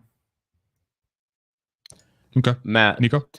I just want to answer Matt's question. To me, I think things that change kind of the sentiment would be, one, actually telling us when the robotaxi date will be, what they'll cover, or maybe like just some color around like why it was delayed, like what happened, like, you know, maybe there's something really good there that's going to get us excited. And then also in the deck, they talked about the next gen vehicles, the various ones for first half of 2025. Maybe any kind of color, like first quarter 2025. When can we get a preview of them? When can we see them? Anything around that, because that, you know, increases TAM potentially, and you know, it's exciting, right? New things like that are exciting. But I think that's what people want to hear. And then I guess cause for concern, maybe, that from my point of view, you know, last quarter when we sat here doing this, they had screenshots and pictures of the app. There's nothing in here this time of the app, of Robotaxi, no teaser, nothing. I found that interesting. Yeah, that's a really good point. I think it'd be pretty bullish if they had Jordan Peterson on the call and he could just say, well, the earnings it's all just a construct. It's the sublimation of axiomatic of the profile. He'll somehow tie it to religion. He'll just figure out how to make it about Adam and Eve, you know? It'd be just amazing. Make your bed, damn it. Real quick, Emmet, you brought up Trump. So thank you for doing that, because now the comments are a disaster. But I do want to highlight a couple of them, because I do think it's sort of like, you know, I know people get really uncomfortable talking about politics from time to time, and don't worry, we won't spend more than a couple minutes talking about it. But I think it's important that when the CEO of the company has and publicly endorsed one of the candidates, and there's been so much noise around it, there goes Matt. It's important to talk about it, just to have an educated discussion. I know Hans and I on our podcast don't shy away from it, probably to our detriment, but who cares? Just a couple of viewpoints. Mimi, shout out Mimi, one of our mods. Love her to death. She's been with us for a long time. Oh no, please no political propaganda, which I don't agree with at all. This administration had done nothing to hurt Tesla, only mistreat Elon. So in response to Trump being better for Tesla than Harris, Trump is just trying to modify the anti-EV knuckle draggers, but he's not anti-EV, and he loves Elon. And I've seen multiple comments like that as well. And then here was a thought process about the $7,500 credit. That is absurd. Trump will cut the $7,500 credit on day one, which was something that was brought up a couple times as well on the thing. So, Emmet, did you want to sort of add any more color to what you said, or do you want to leave it be where it's at? We'll just leave it. I think you can't change people's mind. Half the commenters think Trump's good for Elon and Tesla, and half of them think that, you know, Trump is bad for Tesla. You know, I think that the Trump administration would be very good for not only our economy, but especially Tesla. So, okay. I'll just jump into this, even though I was trying to slink away earlier. Rohan did quote tweet, quote post, I guess, one of my comments about the reg credits being so high this quarter. And he's got a fair point, basically just saying, you know, one of the major drivers of this quarterly revenue was mentioned twice as a target for elimination by Trump in his convention speech. From 2017 to 21, Trump and his EPA leadership did everything they could to dismantle those pollution regulations and take away the ability of California to set its own pollution standards. So just you know, Rohan's very clearly like an active Democrat, so like it shouldn't be so surprised by this point of view, but it's not without merit too. That like I think no matter who gets in, if it's Harris or if it's Trump, like I think there's probably going to be, you know, gives and takes either side here. But this, the right credits is I think a very real one that would probably be at least I would imagine they try to do something to push those out. And just a reminder, Rohan was the previous business development head of Tesla before he departed earlier this year, just to give a little bit of context. I want to bring up some questions from the crowd, but curious to see if there's any other comments from the panel before we do that. Drop your questions in the comment section below. Less credits, less handouts, the better. Okay. Survive on your own merits. Matt? Yeah, I mean, like, nobody's investing in Tesla for the credits. So, like, would it be good for Tesla to keep those? Yes. Would it be good to keep the $7,500 tax credit? Yes. But, like, the real story why I think we're all invested is FSD and autonomy and probably EVs just more generally winning on their own merit. So, like, I think these are all kind of ancillary issues that are probably more cause for, like, noise than actual signal. But it doesn't mean that they're not worth keeping an eye on. Well said. Okay. If you disagree with me, you're Hitler. Well said. Yes. Keep the rhetoric alive from the last 8 years. Great. We need more of that. Thank you. Okay. Let's bring up this question. Why don't you take account of restructuring and other charges of $0.6 billion? So in our discussion, I think mainly because these are one time. These are not going to be recurring. It's just a one-time expense that just hit the bottom line. But did you guys want to give any additional context to that? We did talk about that already. So, okay, there you go. Thank you for your question. FSD subscription was cut from 200 to 100. Did the take rate go up? How much? This is like one of the key things we discussed earlier. It's hard to tell. Tesla didn't show it. They kind of shied away from the robotaxi stuff. They haven't showed the robotaxi things. They said they had some commentary around, once more people realize how good it is, they'll take it up. But the fact that they omitted it from the earnings report probably points to the fact that it's not an impressive enough number to show. And one of the things that I've learned, having worked at different businesses in positions where I was very close to the leadership, you rarely want to show a number that you don't want to show, right? You only want to show numbers you want to show. Like, you only want to show good numbers. So the fact that this is not in there after making that change is probably, maybe it's not that big. I got a little different take on that. One, take rate did go up. We just don't know how much. I know for a fact it went up because I know at least one person or two people who signed up just because it dropped to 100. So we do know it went up, but we don't know how much. I don't necessarily agree with the whole premise that if it was good numbers, they would show it, because I think Tesla in general tries to not show a lot of stuff. I think they kind of subscribe to, I don't know, kind of like the Warren Buffett, like, I don't want to show you everything, so you scrutinize every little thing, like it's just noise. They'll show where they're spending their money, hence the H100s and all that. They'll show the miles. They'll show the more interesting things. They don't really flaunt necessarily, like, look at how many Cybertrucks we deliver. Look how many Model Ys we deliver. And we know they've delivered a lot of Cybertrucks. They don't necessarily, they'll flaunt production and milestones, but they don't flaunt a lot of that stuff. It just feels like it's not part of their culture. Yeah, I just piggyback onto that, actually. Like, I've been wanting for years them to disclose more information around FSD take rates in general and how much is recognizable. We did get a nugget back in, I think it was like 2020, that their take rate at that time for FSD was like 27%. And my expectation was that take rate was going to increase from that level, which it very clearly didn't. It went the other way. So Tesla's like reluctance to disclose that was, I think, a good thing in retrospect. And at some point, there'll be some kind of pivot point where, like, the FSD free trial has kind of gone wide enough, and they've got some stability and some kind of expectation that the take rates have stabilized a bit, and you have like a little bit more of a long history on like what's the cancellation rate, because maybe you've got some amount of subscriptions right now, but the average length of your subscribers probably only like a month and a half or something like that at this point, given how recently the free trials went out. So maybe you give it 6 months or a year to kind of let those rates stabilize, and after you have some like reliable patterns, then maybe Tesla will start disclosing that. So I think they will, but I agree with Nico's point that you want to like wait until you actually have a good story to tell before you start disclosing those numbers.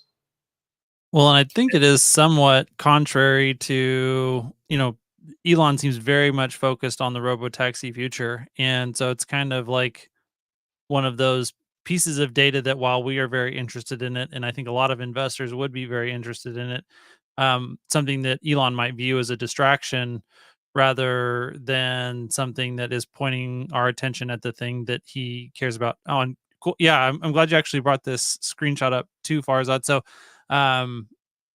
hard right, Dojo 1 will have roughly 8,000 H100 equivalents of training online by the end of the year. Not massive, but not trivial either. So this is final. Like, we have absolute confirmation on what the rough size of the Dojo installation is, and it's not very large.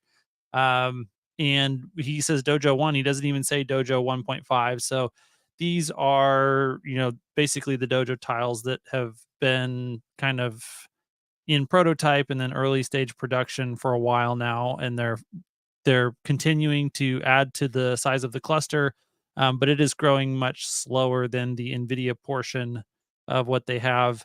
And my guess is, I'll stay in speculation land, I'm fairly certain that a large portion of this is going into Buffalo. And so I think that what they are using the Dojo chips for is the auto labeling pipeline to label their training video that then gets fed into the H100 cluster for the the big training runs. Thank you for that. Let me go ahead and bring up the next question. Here we go. The comment about the tax credit going away. The $7,500 credit was for GM and they failed to produce EVs. That's sort of one of the arguments around how the EV tax credit is actually not really, I mean, obviously Tesla benefits hugely from it, obviously, but they're still profitable without it, even though barely. But all the other automakers are not making any profit. And if that were to go away under a Trump administration, then the other automakers would actually be in a much worse spot than Tesla would be. So apples to apples, it would be net negative, but it will also, it would be definitely a short-term, medium-term hit to Tesla because you are losing now $800 million of rev credit. So real quick, realistically, if he does on quote unquote day one canceled, that means day one, end of January, he's like announcing he's going to cancel it after this year, after 2025, for example, probably, right? So you'd still have a whole, year and a half from now of that credit working in that case, I would say, that's just my speculation. I think the complexity with the tax credit is that it's not something that Trump can just wave away. It's law. You have to have Congress agree to it too. Congress has to vote it, right? So he probably needs a majority Republican House and Senate, which is going to be harder to do. So it's kind of like, and then you also have to think about, what are the other portions of the law that are positive for the U.S. I mean, I think the incentivizing of manufacturing onshore, like onshoring manufacturing of next generation batteries. If you have a president that's supposedly pro-business and pro-America, like, why would you want to get rid of that? Like, I understand, getting rid of all subsidies and stuff, but then you have oil and gas one. I'm sure he'd be consulting with Elon himself directly on like how to structure it the right way, given how it seems like they're getting closer. It seems like Trump has a Elon bat phone and calls him from time to time on stuff. And I'm sure Elon would have a say on how to restructure that type of incentive, to further stimulate battery production in the US, for example. One would hope. And then on the topic of batteries, I just got this post from Matt, from Jordan, The Limiting Factor. Shout out Jordan. Make sure you go check him out at on X and The Limiting Factor on YouTube. One of the best YouTube channels, period, if you're a nerd about batteries. Hell yes, Jordan says. The reports were true. Tesla appears to have solved the dry cathode. This is a quote from the earnings report. In July, we entered validation of vehicle testing for our first prototype Cybertruck produced with in-house dry cathode 4680 cells, a major cost reduction milestone once ramped. I don't expect the ramp to be cakewalk, but it seems they feel the fundamental technology is in place to ramp the 4680 using a dry process for both electrodes. Beyond that, with the 4680 cells that use the imported wet-coated cathode, they're still ramping hard. In Q2, we produced over 50% more 4680 cells than in Q1 and continue to see cost improvements. Really great news all around. which is, you know, for those that follow the story, the battery story very closely, 4680 ramp has been disappointing, to say the least. And this breakthrough seems to have been recognized by one of the leading battery researchers, I would say, on the internet in Jordan. So this bodes well for both costs and volumes in the long term, if they really do figure this out, if they have figured it out. So thank you for sharing that, Matt. Thank you, Jordan, for, as always, your amazing insights. Yeah, go ahead, Matt. One of the thing I just thought to on the back of that, they're trying to add 100 gigawatt hours of 4680 capacity in Giga Nevada, but it doesn't really make sense to try to do that until you solve the dry cathode problem. So to me, this, like, as soon as they solve that and can figure out how to ramp it, then to me that's the green light for really ramping Giga Nevada, which getting an extra 100 gigawatt hours out of that facility would be like phenomenal. So just something to kind of keep in mind of the overall strategy. Great point. Let's go ahead and bring up another question. What is the quarter-over-quarter spending on new infrastructure, and doesn't that have a big impact on overall margins? It wouldn't have any impact on margin. That would be under CapEx. So it's more of a, think of it as like a asset hit more than anything. But there is a, I forget what the, do you remember what the increase was, Matt? Maybe you can get that for us while I go for the next question. Is that okay? I mean, infrastructure spend is kind of a strange way of putting it, but CapEx, I presume they mean. Yeah. Let me pull that. I think it was actually a decrease if my memory's right, but here we go. Yeah, so they spent $5 billion in CapEx in Q1. Actually, hang on a second. That's total investing at. They spent 2.7 billion, 2.8 billion on CapEx in Q1, 2.3 billion in Q2. So a modest decrease, around $500 million. Decrease. So they're being very efficient with their deployment. So actually, their infrastructure spend, if we think it's CapEx by what you mean, Matthew, it went down quarter over quarter. So, but it wouldn't hit margins. It's in a different line. So, I think supervised FSD will remain $100. Full FSD will cost much more because unsupervised cars can drive by themselves without a supervisor on board. This is an excellent point. Something we talked about with car dealership guy on Friday last week, who's a traditional auto dealer veteran. One of the biggest things with unsupervised full self-driving is being able to save time because you don't have to pay attention anymore. But the onus is on Tesla to ensure that they can release that. And I think once they release that, they're going to be able to make some really good things happen, but that's going to take a minute. What's Tesla's total cash on hand? It's about 30 billion. It went up about 3 billion quarter over quarter. And then Ishan, shout out, one of our admins, producer wife, hey, congrats on the little one. Hadn't had a live opportunity yet. Thank you, Ishan. Really appreciate it. Our little one's going to be 8 weeks tomorrow already. Wow. It's like, what the hell? Where is time going? How come nobody told me when you're a dad, time doesn't exist anymore? I don't even know how to think about time anymore. I can it's just tell like, you need a haircut. I do desperately. I am a lost cause. Okay. So the call is going to start here in about 25 minutes, 20 minutes. We're going to pull up some Say questions here. Our resident investor relations guru, Emmet, is going to read off some questions for our resident CEO of Tesla, Mr. Matt Smith, a.k.a. Elon Musk, a.k.a. Zach Kirkhorn. And we'll see how closely aligned Matt's answers are going to be to the Say questions. So maybe any last words from the panel about what they expect before we go to our resident Elon Musk. Can Hans play Saganaki and respond to his annoyance of Elon's answer? All right, I'll start with the question. Joseph Bell asks, what's the status of the Roadster, Elon? Hold on, Emmet. One second. Let's make sure we put the questions on the. Are you able to share your screen by any chance? I don't. I'm looking at another screen actually. Oh, we don't need the questions. I want to see Matt. Okay, all right. Question. I want to look at Matt. Fair enough. Let me set this up properly. Hang on a second, guys. This is a very high production show. Not me. Yeah. Well, I'm working on it. Give me a second. All right. No, Emmett's going to ask the question, and then Matt's going to come in. All right, Emmett. I literally haven't done this last quarter. It's been a minute. Okay. I can't believe this got to the top. By the way, this question, but I'm curious about this question, but it's cool that I got to the top. Joseph Bell asks, "What's the status on the Roadster, Elon?" The thing with the Roadster, it should really be viewed as really more of a Halo product.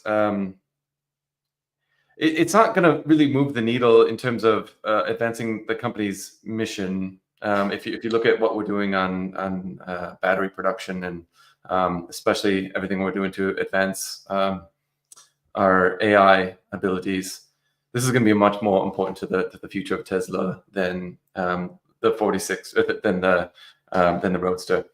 But it is going to be pretty awesome. I can promise you that. We should prioritize these other projects, but for those of you who have been waiting for the Roadster, you will not be disappointed. Mark my word. With that, Elon, let's go on to Siva Sai K asks, when exactly is the Robotaxi event if it's not on August 8th? It's on October something. This is not the right venue to be discussing products and product unveils and future events. So at an appropriate time, we will release some more information. But again, you will not be disappointed. And related to that, Elon, Scott V asks, when do you expect the first Robotaxi ride? Yeah, we really we're not going to discuss that at this time. Okay. Andrew S asks, the Cybertruck is an iconic product that wows everyone who sees it. Do you have plans to expand the cyber vehicle lineup to a cyber SUV or a cyber van?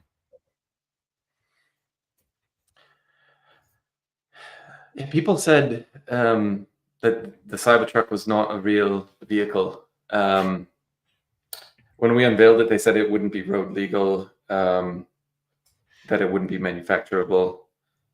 And then when people actually see it on the road, it freaking blows their mind. I was showing a friend who hadn't been in one yet, and he said, this is the future. This is what the future actually should look like. So this is not going to be a mainstream manufacturing process, but this is not the end of cyber vehicles. I will maybe can say that. Okay, let's do one. In the future. Let's do one more from Kurt C. He asks, do you feel you're cheating people out of the joys of owning a Tesla by not advertising?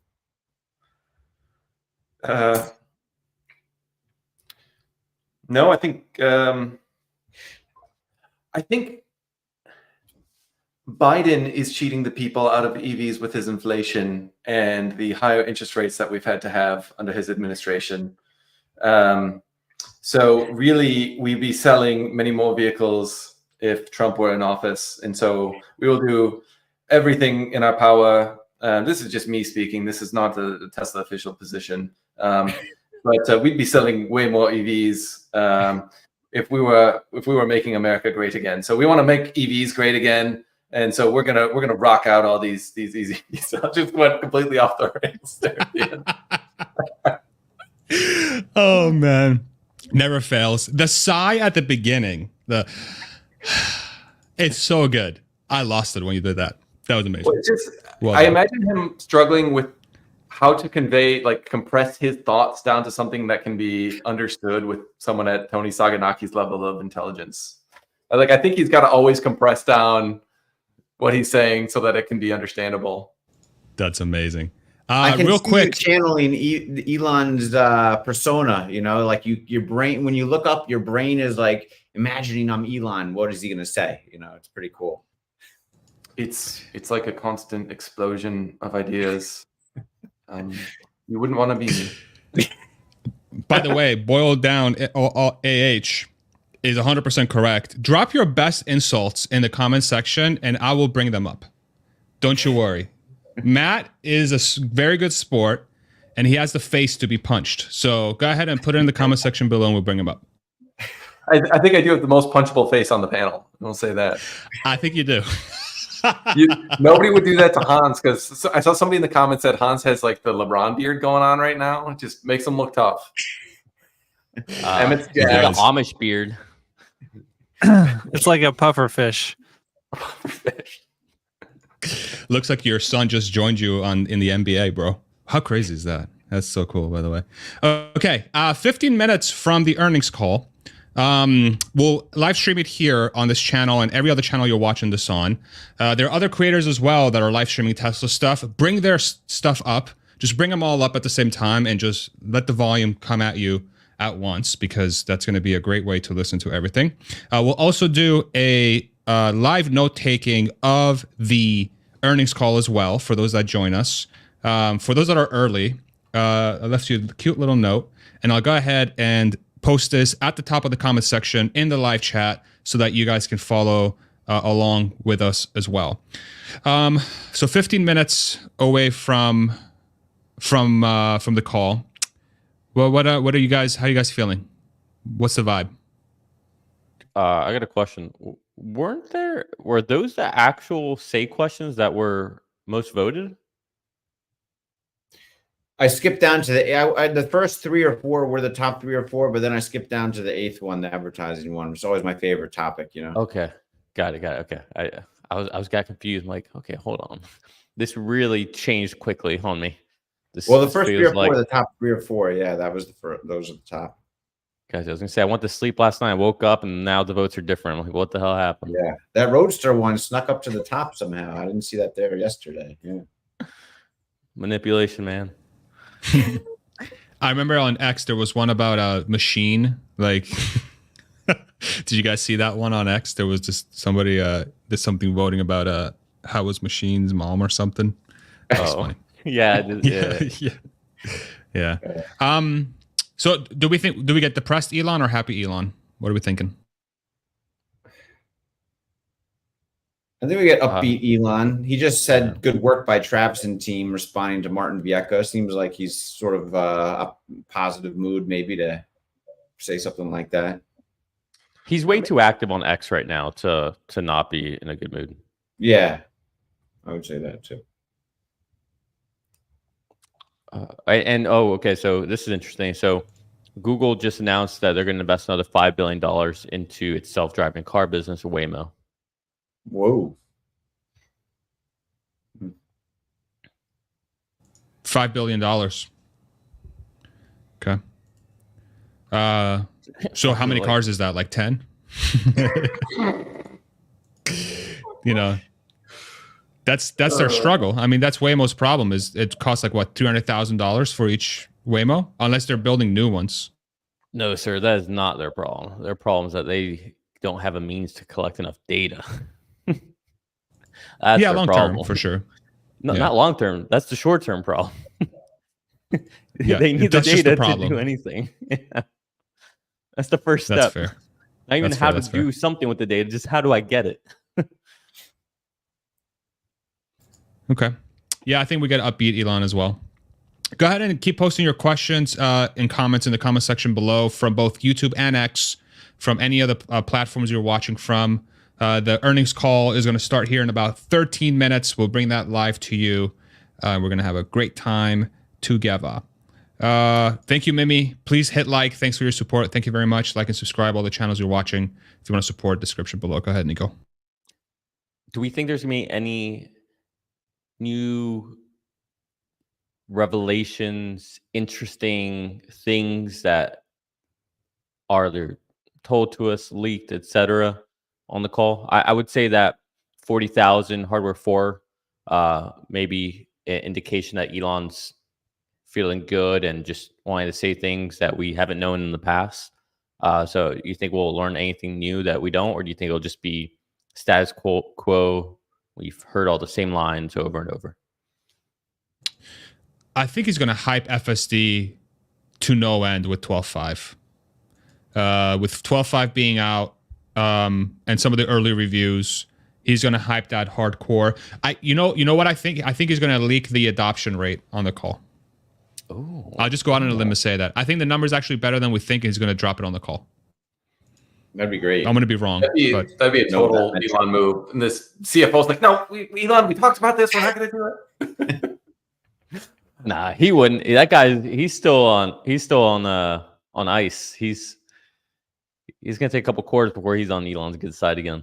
Do you guys think any of the analysts like Adam Jonas or something's going to ask them some crazy question about integrating SpaceX and Tesla with like Starlinks and the new model or anything like that? Oh, of course. That's what Adam Jonas does. I feel like he's always asking what's interesting about Adam Jonas is that he asks far-reaching questions that where the context is like sometimes it's like 30 years down the road. You know what I'm saying? Instead of like maybe 5 years down the road or 10 years down the road. It's almost like he's trying to go way too far. You know, that's the sense I get. I mean, it's good. It's good to like, you know, it helps him sort of drive a vision of like, here are the steps we need to take to get there. But it's like, but then at the same time, he also has a model that says, yeah, this business could be $1 trillion, quadrillion, but the stock price should be 30. So it's like, okay, so like what do you want? You know, like help us understand this better. But maybe that's highlighting the complexity of the business, you know? I vividly remember him asking that question about integrating Starlink on all Teslas going forward. And it was like kind of a forward-looking, like insightful question. But at the same time, it was also like that doesn't really move the needle if you understand how the FSD computer chip works, like where you don't actually need an internet connection for it. Like that's the whole point of the way. So it was just kind of like funny that like he's asking this apparently insightful question that's not actually that insightful. And then it was like a week later, he came out with his report that was like the range of $10 to $190 or whatever that insane report was, where he basically refused to take a stand. So like he's got these insightful questions, but then he's just so wishy-washy on the valuation. It's, I don't know. But I was going to say on Chuck Cook was recently saying how there's a Starlink Mini on some of the FSD testing cars that are doing his turn. So we could have a Jonas. That'd be a prime Jonas question to ask for sure. Yeah, that's a robo-taxi play for sure. I mean, I think if you want to maximize in-car entertainment, you need really good internet, and Starlink Mini on a robo-taxi, it's a no-brainer. And just the redundancy, because if you need an internet connection, should something happen in ISP, you have that backup. Some of these comments are great. Trying to find insult Matt. If you insult Matt, I will feature your comment guaranteed. Doesn't even have to be a good insult. If you insult Matt, I'll bring it up. Oh, now I don't want to insult him. Don't feel bad for him. He beat me in chess 4 times in a row. I'm very bitter. Oh, what's your elo? Dog crap. Not you. I don't care about yours. Also dog crap. Like so in 10 minute, I'm like 1,000 elo, but in 3 minute, I'm like, I lost 100 elo points playing 3 minutes. So I took like 2 weeks off, and I just went to hell. I'm like 630 now or something, just totally embarrassing. Emmet, what are you? Is that the chess.com rating number they give you?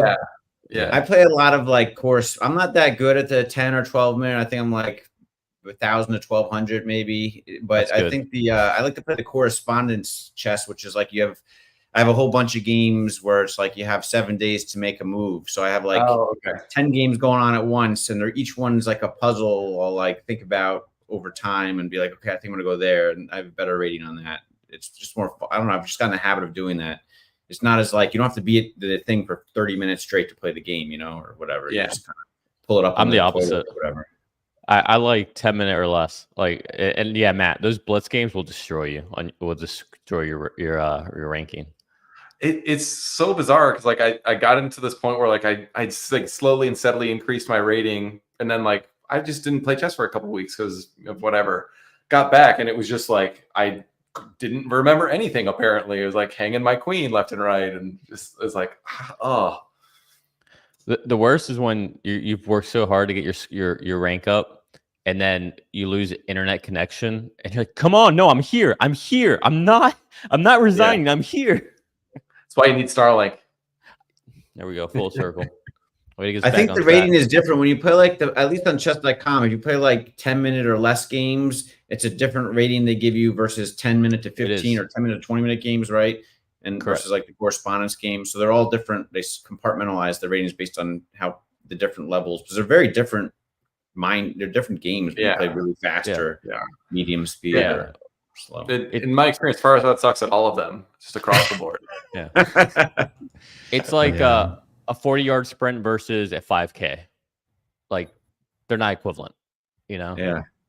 One's quick twitch, quick reactive. Like with the blitz games, you're not you're thinking, but you don't really have a lot of time to think. Which is I why took a like big them. sidetrack for a while. I got worse because I stopped playing for a long time as my kids got into Pokemon, the trading card game. And so I started playing the Pokemon trading card game a lot with them. And there's like this online app that's like, it filled my my chess time playing this Pokemon trading card game online for several months there. So kind of, if you don't play for a while, you kind of take a few steps back, you know? Oh, you're pulling that up. Can I ask a selfish question here? Emmett, did you, correct me if I'm wrong, but did you used to work or be part of Thinkorswim? No, I worked for Interactive Brokers in sales. Interactive Thinkorswim was a competitor in terms of, you know, they had a very, they had like a very cult following. And so when Thinkorswim sold themselves to, was it Schwab or Ameritrade or something, then you had a lot of people upset, and some of those people would come over to Interactive Brokers, so I'd hear about it a lot and such. Yeah. Okay, gotcha. So I was gonna ask, like, and maybe this is personal for all of you. You don't have to answer, but what like brokerage house or what platform do you guys use in general? E-Trade and Fidelity. I was gonna say, I sound like I'm fishing for like some information. I'm just curious because like I use Fidelity, and it feels so archaic, and it's like. So I know, it's just curious. Yeah, I mean, I used to work at Interactive Brokers for many years, and so I use them, and I think in terms of cost effectiveness and safety, they're the best hands down. But in terms of like user experience, they're maybe not the best. So, their mobile app's pretty easy to use, but signing up for the account, all that stuff is not always easy compared to Fidelity or Schwab. Cool. Thanks for the info. All right. We are roughly 4 minutes away from the earnings call from Tesla. Once we hit 4:30 Central, 5:30 Eastern, I'm going to ask the panel to go on mute and so that I can share my system audio so that I can share the notes at the same time, because I can't share the audio just from the tab and show the notes as well. So just a heads up. Usually they start right on time as of late, which is a good trend for Tesla. Typically they're very late, but as of late they've been starting on time. The events have been starting on time, which is kind of cool to see outside of a handful. If we look at Tesla stock real quick, it's still down about 4% in after hours trading. In the past, the call has created some movement for the stock. It's hit or miss, and it's heavily dependent in those cases in the tone and mood of Elon, at least for the short term. So we'll see what kind of Elon we'll get. We think we're going to get an upbeat, happy Elon instead of a depressed Elon. So we'll see how that goes. Any last thoughts in the last 3 minutes here before we turn it over to the Tesla financial result call? I would say tomorrow, based on the earnings call today, tomorrow I wouldn't be surprised if we end up the day at 220 or 250. That's kind of my range at this point, my 80% confidence interval, I would say. Tomorrow, end of day. Yeah, I would just say I'd expect a lot more movement. There's supposed to be, I think the implied movement is 9%. Historically, it's about 8%. So that's interesting. So, yeah, should be interesting to watch that as the conversation happens. But it's also not a lot of volume, but it's still fun. Hans, you want to share? I see you're preparing to share that picture from Elon just now. You want to pull it up real quick? Yeah. Is it him in a Speedo? Oh, no. So, so Dojo pics from Elon. So there's two of them. He just posted this about a couple minutes ago. And then there was a second picture as well. So there it is with some of the wires. So there's some live footage of Dojo stuff straight from Elon Musk 4 minutes before the call. Clearly, he's on his phone, sitting at the round table waiting for the call to start. Shout out Elon Musk. And then there was one other post, Hans, if you don't mind. He just posted it under Sawyer's Waymo money. Yeah, post about Waymo. If you go to his profile, you should be able to pull it up under, or maybe Yeah, way right more there. money right there. And you can do it that way in the replies. There you go. Yeah. So from Sawyer Merritt News, Google says they're investing another $5 billion to Waymo, their self-driving robotaxi unit, and then Elon Musk replies, "Waymo money." Just 10 out of 10 wordplay. Fantastic. You should come out with a 10 out rap of album. 10? That's just dad joke territory. That's If a I said that, you'd be 3.5. like 3 out of 10. 3.6. 3.6. 10 out Let of me 10 make in a fun of sarcastic myself. manner. Yeah. I must have read that in my head like 5 times. Like, I don't get it. I feel like there's a joke here. And until you said it out loud, did I not get it? No. Like, ah. Yeah. Okay. It's 4:30. Let's go ahead and go on mute. I'm going to go ahead and share my screen and with the volume. And then we'll take notes together. So everybody go on mute if you don't mind. Here we go. Bye-bye.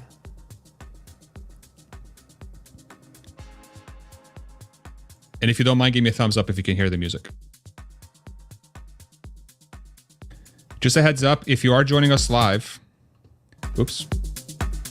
If you are joining us live, boost your audio because Tesla's audio quality is not good. Here we go. Good afternoon, everyone, and welcome to Tesla's second quarter 2024 Q&A webcast. My name is Travis Axelrod, Head of Confirm you Investor can still hear it in the Relations, comments and for I'm me. joined today by Elon Musk, Vaibhav Taneja, and a number of other executives. Our Q2 results were announced at about 3 p.m. Central Time in the update deck we published at the same link as this webcast. During this call, we will discuss our business outlook and make forward-looking statements. These comments are based on our predictions and expectations as of today. Actual events or results could differ materially due to a number of risks and uncertainties, including those mentioned in our most recent filings with the SEC. During the question and answer portion of today's call, please limit yourself to one question and one follow-up. Please use the raise hand button to join the question queue. Before we jump into Q&A, Elon has some opening remarks. Elon? Thank you. So to recap, we saw large adoption acceleration in EVs, and then a bit of a hangover as others struggle to make compelling EVs. So there have been quite a few competing electric vehicles that have entered the market, and mostly they have not done well, but they have discounted their EVs very substantially, which has made it a bit more difficult for Tesla. We don't see this as a long-term issue, but really as fairly short-term. And we still obviously firmly believe that EVs are best for customers and that the world is headed for a fully electrified transport, not just of cars, but also of aircraft and boats. Despite many challenges, the Tesla team did a great job executing, and we did achieve record quarterly revenues. Energy storage deployments reached an all-time high in Q2, leading to record profits for the energy business. And we're investing in many future projects, including AI training and inference, and a great deal of infrastructure to support future products. We won't get too much into the product roadmap here because that is reserved for product announcement events. But we are on track to deliver a more affordable model in the first half of next year. Really, by far, the biggest differentiator for Tesla is autonomy. And in addition to that, we have scale economies, and we're the most efficient electric vehicle producer in the world. So, anyway. While others are pursuing different parts of the AI robotics stack, we are pursuing all of them. This allows for better cost control, more scale, quicker time to market, and a superior product. Applying not just to autonomous vehicles, but to autonomous humanoid robots like Optimus. Regarding full self-driving and robotaxi, we've made a lot of progress with full self-driving in Q2, and with version 12.5 beginning rollout, we think customers will experience a step change improvement in how well supervised full self-driving works. Version 12.5 has 5 times the parameters of 12.4 and will finally merge the highway and city stacks. So the highway stack is still, at this point, is pretty old. So often the issues people encounter are on the highway, but with 12.5, we finally merged the two stacks. I still find that most people actually don't know how good the system is.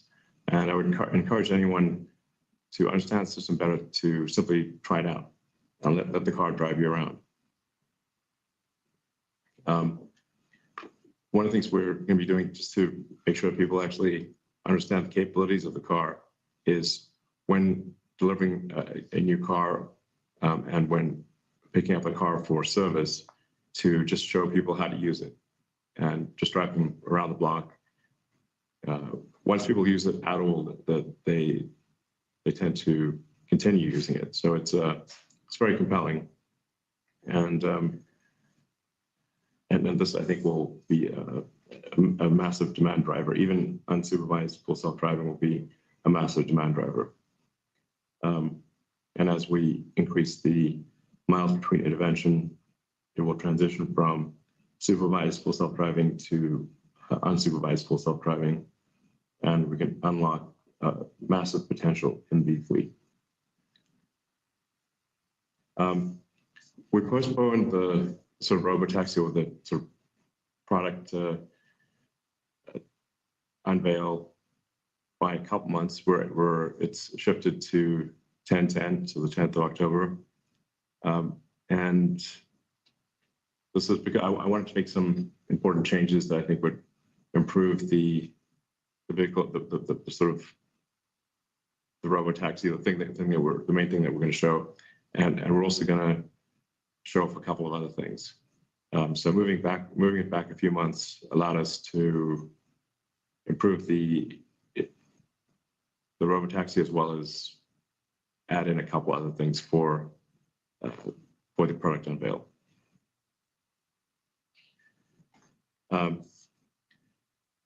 We're also nearing completion of the south expansion of Giga Texas, which will house our largest training cluster to date.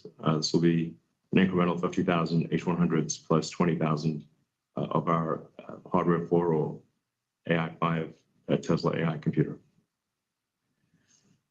With Optimus, Optimus is already performing tasks in our factory, and we expect to have Optimus production version 1 in limited production starting early next year. This will be for Tesla consumption. It's just better for us to iron out the issues ourselves. But we expect to have several thousand Optimus robots produced and doing useful things by the end of next year in the Tesla factories. And then in 2026, ramping up production quite a bit. And at that point, we'll be providing Optimus robots to outside customers. That'll be production version 2 of Optimus. For the energy business, this is growing faster than anything else. We are really demand constrained rather than production constrained. So we're ramping up production in our US factory, as well as building Megapack factory in China that should roughly double our output. Maybe more than double, maybe triple potentially. So in conclusion, we're super excited about the progress across the board. We're changing the energy system, how people move around, how people approach the economy. The undertaking is massive, but I think the future is incredibly bright. I really just can't emphasize just the importance of autonomy for the vehicle side and for Optimus. Although the numbers sound crazy, I think Tesla producing at volume with unsupervised FSD, essentially enabling the fleet to operate like a giant autonomous fleet, and it takes the valuation, I think, to some pretty crazy number. ARK Invest thinks on the order of $5 trillion. I think they're probably not wrong. And long-term Optimus, I think, achieves a valuation several times that number. I want to thank the Tesla team for strong execution and looking forward to exciting years ahead. Great. Thank you very much, Elon. And Vaibhav has opening remarks as well. Thanks. As Elon mentioned, the Tesla team rose to the occasion yet again and delivered on all fronts with some notable records. In addition to those records, we saw our automotive deliveries go sequentially. I would like to thank the entire Tesla team for their efforts in delivering a great quarter. On the auto business front, affordability remains a top of mind for customers, and in response, in Q2, we offered attractive financing options to offset sustained high interest rates.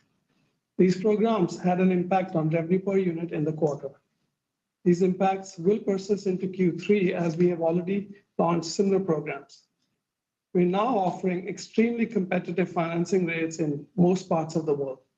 This is the best time to buy a Tesla. I mean, if you're waiting on the sidelines, come out and get your car. We had a record quarter on regulatory credits, revenues, and as well. On net, our auto margins remained flat sequentially. It is important to note that the demand for regulatory credits is dependent on other OEMs' plans for the kind of vehicles they're manufacturing and selling, as well as changes in regulations. We pride ourselves to be the company with the most American-made cars and are continuing our journey to further localize our supply chain, not just in the US, but in Europe and China, as well for the respective factories.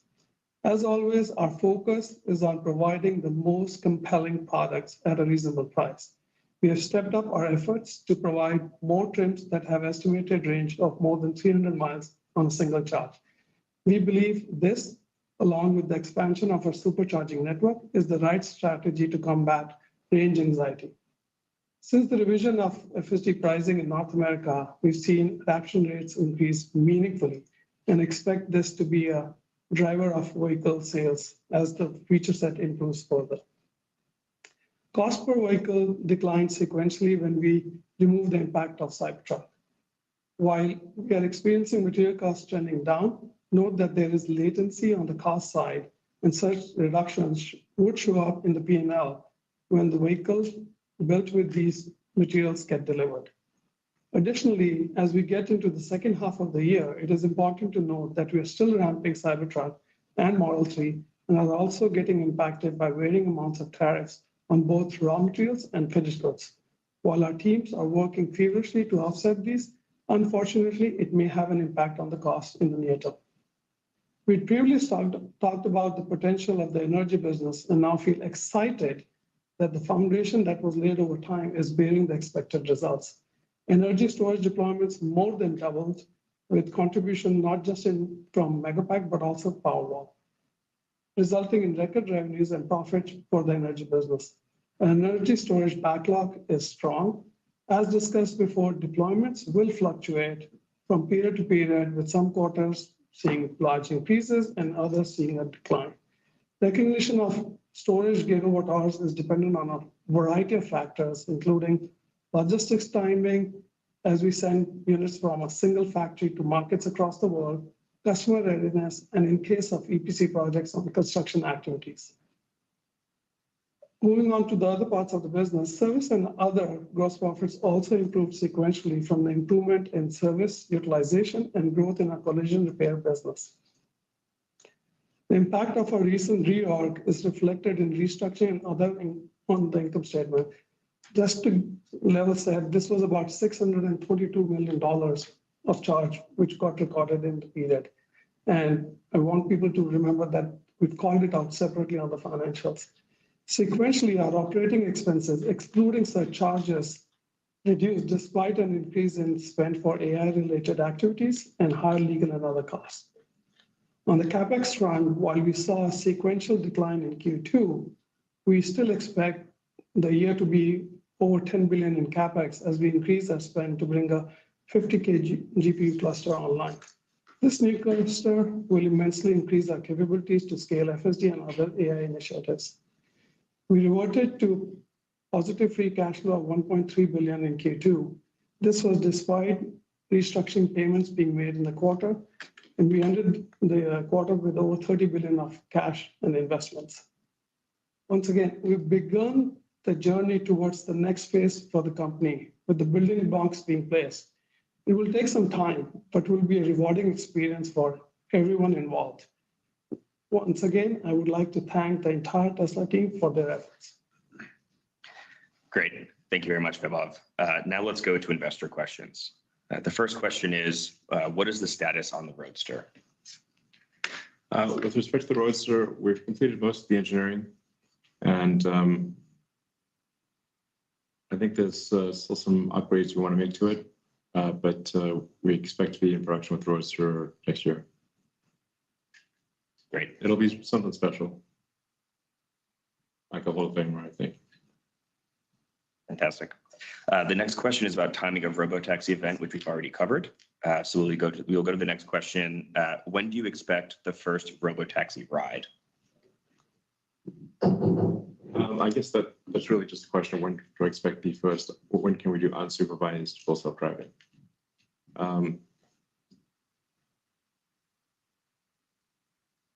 It's difficult, obviously. My predictions on this have been overly optimistic in the past. So, I mean, based on the current trend, it seems as though we should get miles between interventions to be high enough that it should be far enough in excess of humans that you could do unsupervised possibly by the end of this year. I would be shocked if we cannot do it next year. So next year seems highly probable to me based on simply plus the points of the curve of miles between intervention. That trend exceeds humans for sure next year. So, yeah. Thank you very much. Our third question is, the Cybertruck is an iconic product that wows everyone who sees it. Do you have plans to expand the cyber vehicle lineup to a cyber SUV or cyber van?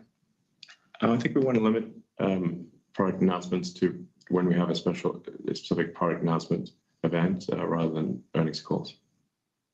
Great, thank you. Our next question is, what is the current status of 4680 battery cell production and how is the ramp up progressing? Yeah.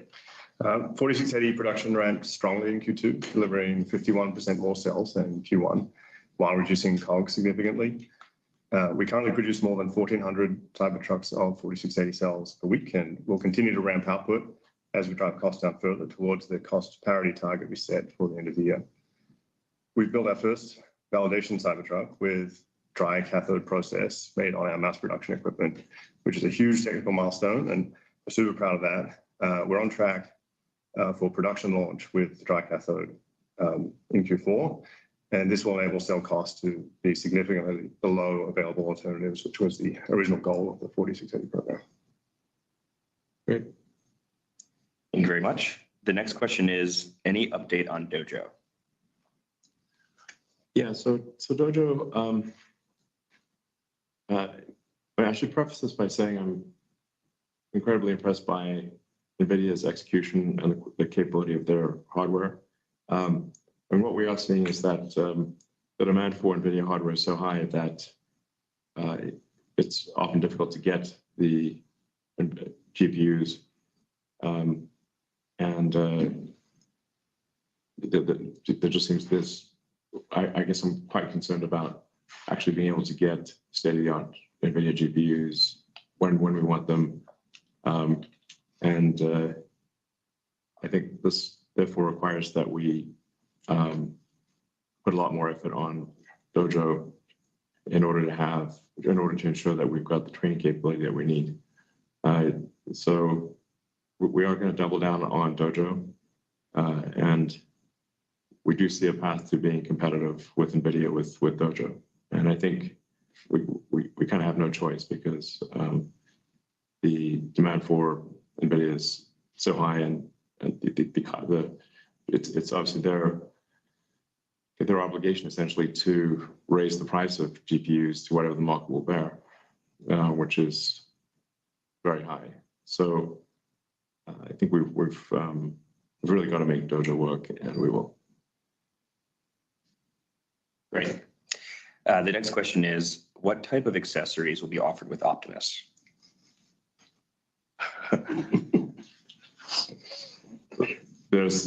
Optimus is intended to be a generalized humanoid robot with a lot of intelligence. So it's like saying what kind of accessories will be offered with a human. It's just really intended to be able to be backwards compatible with human tasks. So it would, use any accessories that a human would use. Yeah. Thank you. The next question is, do you feel you're cheating people out of the joys of owning a Tesla by not advertising? We are doing some advertising. So, Yeah. want to say something? Yeah, I'll say something. Our fundamental belief is that we need to be providing the best products at a reasonable price to the consumers. Just to give you a fact, in US alone in Q2, over 2/3 of our sales deliveries were to people who had never owned a Tesla before, and which is encouraging. We've spent money on advertising and other awareness programs, and we have adjusted our strategy. We're not saying no to advertising, but this is a dynamic play, and we know that we have not exhausted all our options, and therefore plan to keep adjusting in the later half of this year as well. Great, thank you very much. The next question is on energy growth, which we already covered in opening remarks. So we'll move on to the next one. What is the updated timeline for Giga Mexico, and what will be the primary vehicles produced initially? Well, we currently are paused on Giga Mexico. I think we need to see just where things stand after the election. Trump has said that he will put heavy tariffs on vehicles produced in Mexico. So it doesn't make sense to invest a lot in Mexico if that is going to be the case. So we kind of need to see where things play out politically. However, we are increasing capacity at our existing factories quite significantly. And I should say that the cyber taxi, robotaxi, will be produced here at our headquarters at Giga, Texas. All right, thank you. Sorry, as will Optimus towards the end of next year for Optimus production version 2. The high volume version of Optimus will also be produced here in Texas. Great, thank you. Just a couple more. Is Tesla still in talks with an OEM to license FSD? There are a few major OEMs that have expressed interest in licensing Tesla Full Self-Driving, and I suspect there will be more over time, but we can't comment on the details of those discussions. All right, thank you. And the last one, any updates on investing in xAI and integrating Grok into Tesla software? I should say that Tesla is learning quite a bit from xAI. It's been actually helpful in advancing Full Self-Driving and in building up the new Tesla data center. Regarding investing in xAI, I think we'd need to have a shareholder approval of any such investment. But I'm certainly supportive of that if shareholders are. But I think we need a vote on that. And I think that there are opportunities to integrate Grok into Tesla software. Yes.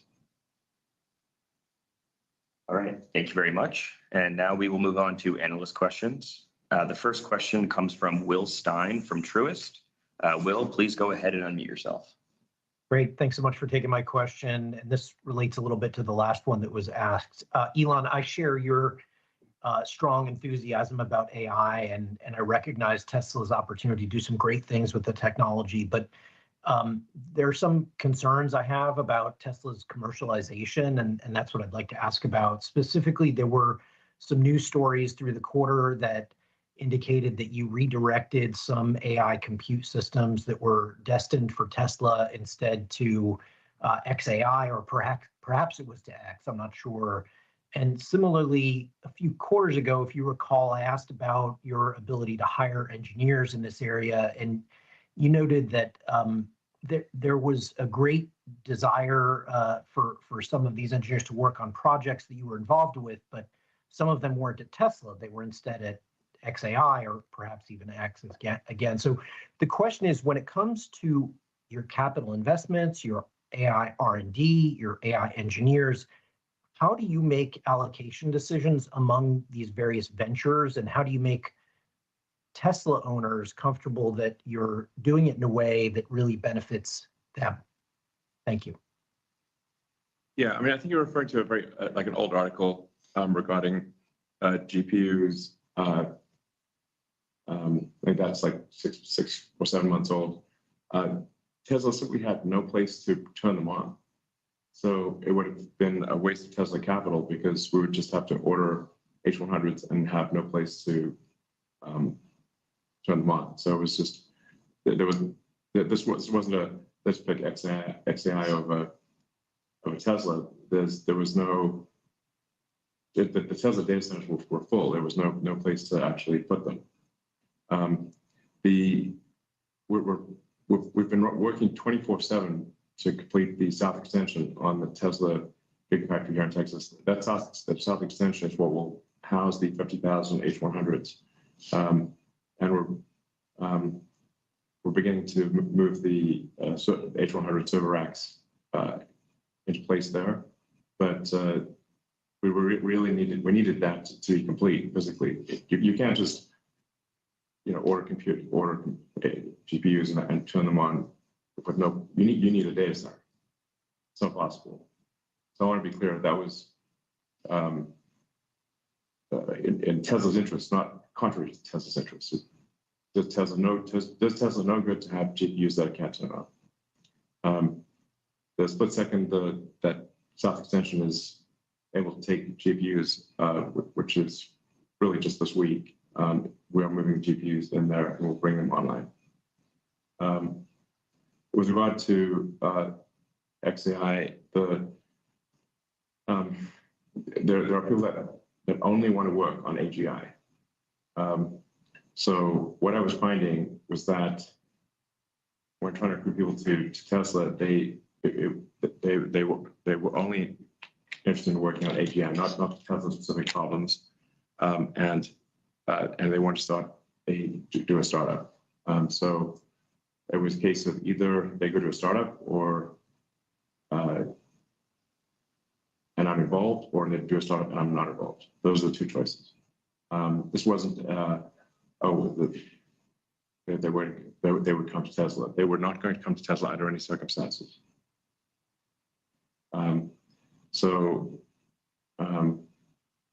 Yeah.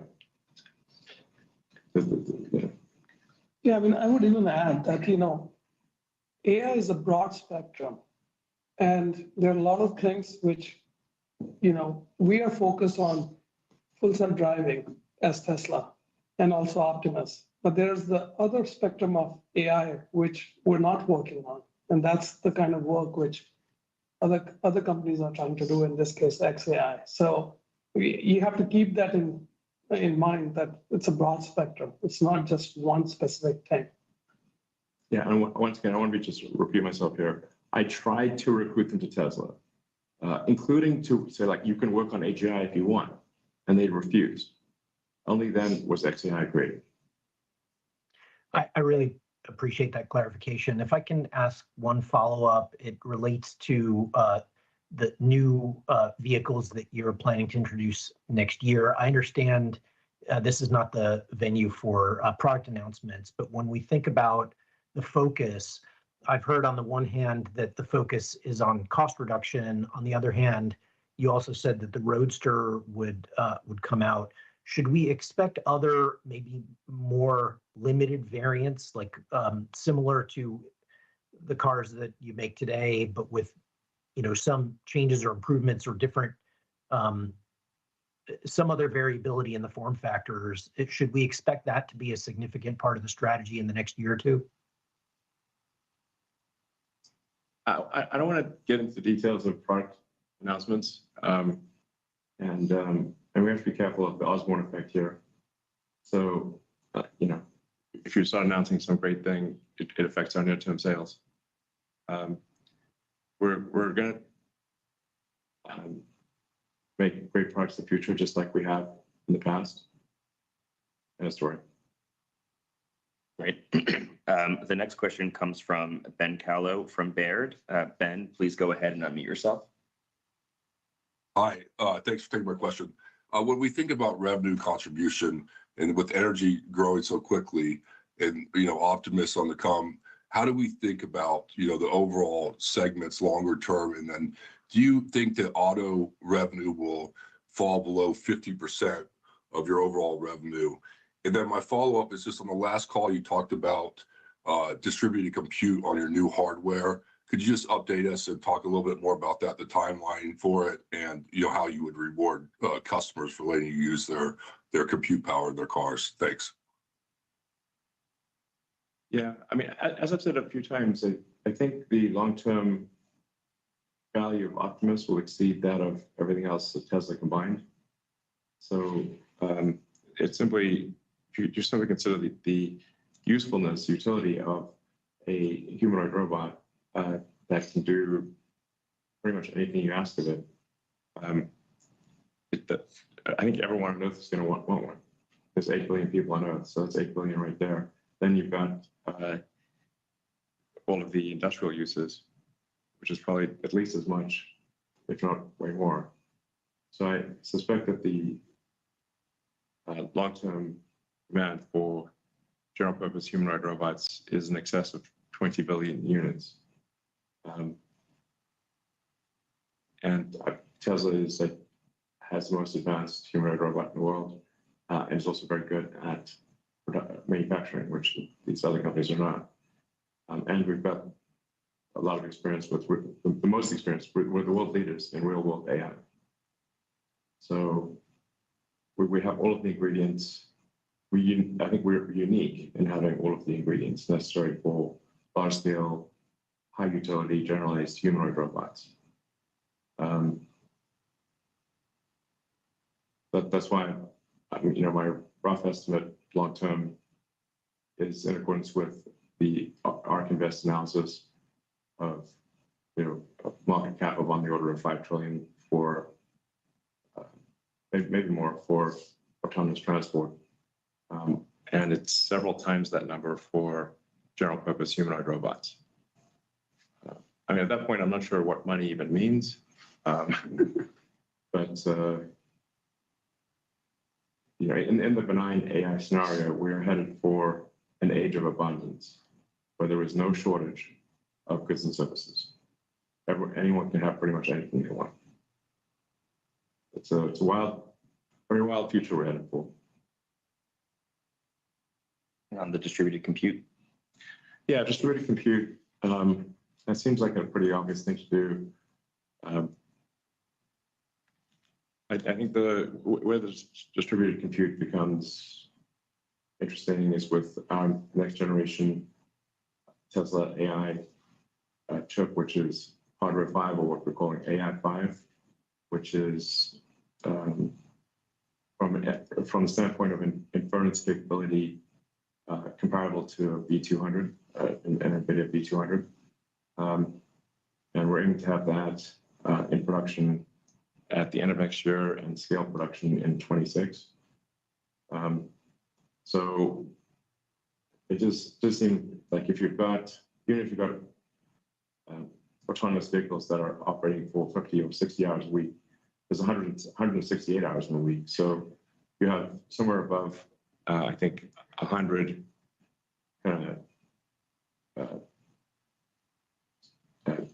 neural net computing. I think we need a better word than GPU, because GPU means graphics processing unit.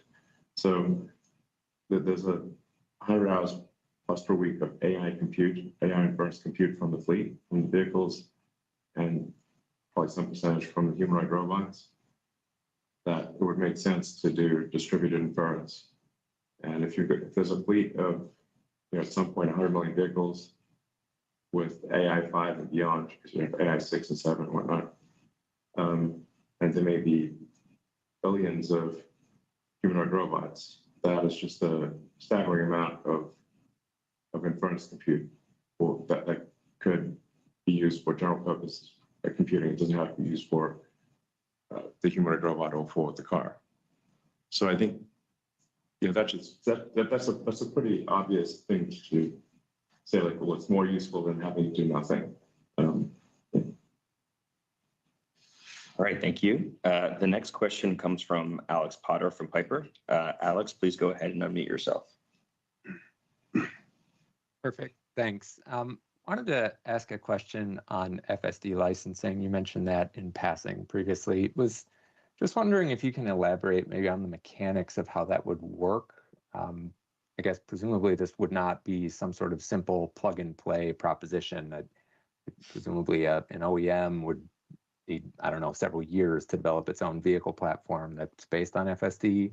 I imagine they would need to adopt Tesla's electrical architecture, compute, sensor stack. So correct me if I'm sort of misunderstanding this, but if you had a cooperative agreement of some kind with another OEM, then presumably it would take you several years before you'd be able to recognize licensing revenue from that agreement. Is that the right way to think about that? Yes. The OEMs do not move fast. There's not really a sensor suite. It's just cameras. But they would have to integrate our AI computer and have cameras with a 360-degree view. And at least the gateway, like what talks to the internet and communicates with the Tesla system, that you need kind of a gateway computer too. So it's really a gateway computer with the cellular and Wi-Fi connectivity, the Tesla AI computer, and 7 cameras, or enough cameras to get a 360-degree view. But this will, given the speed at which the auto industry moves, it would be several years before you would see this in volume. Okay, good. That's more or less what I expected. So then the follow-up here is, if you did sign an FSD licensing agreement with another automaker, when do you think you would disclose that? Would you do it right when you sign the agreement, or only after that multiple years has passed and the vehicle is ready to be rolled out? I think it depends on the OEM. I guess we'd be happy either way. Yeah, it depends on what kind of arrangement we enter into. A lot of those things we've not ironed those out yet. So we'll make that determination as and when we get to that point. Right. And the kind of deals that are obviously relevant are only if, some OEM is willing to do this in 1 million cars a year or something significant. It's not if it's like 10,000 or 100,000 cars a year. We could just make that ourselves. All right, thank you. The next question comes from Dan Levi from Barclays. Dan, please go ahead and unmute yourself. Hi, good evening. Thanks for taking the questions. First, wanted to start with a question on Shanghai. You've leveraged Shanghai as an export center, really due to its low cost, and that makes sense. But maybe you can just give us a sense of how the strategy changes, if at all, given the implementation of tariffs in Europe. Also, to what extent your import of batteries from China into the US, how that might change given the tariffs. Thank you. Yeah, I think I covered some part of it in my opening remarks, but just to give you a little bit more, just on the tariff side, the European authorities did sample certain other OEMs in the first round to establish the tariffs for cars being imported from China into Europe. While we were not picked up in our individual examination in the first round, they did pick us up in the second round. They visited our factory. We worked with them, provided them all the information. As a result, we are adjusting our import strategy out of China into Europe. One other thing to note is in Q2 itself, we started building right-hand Model Ys out of Berlin, and we also delivered it in UK.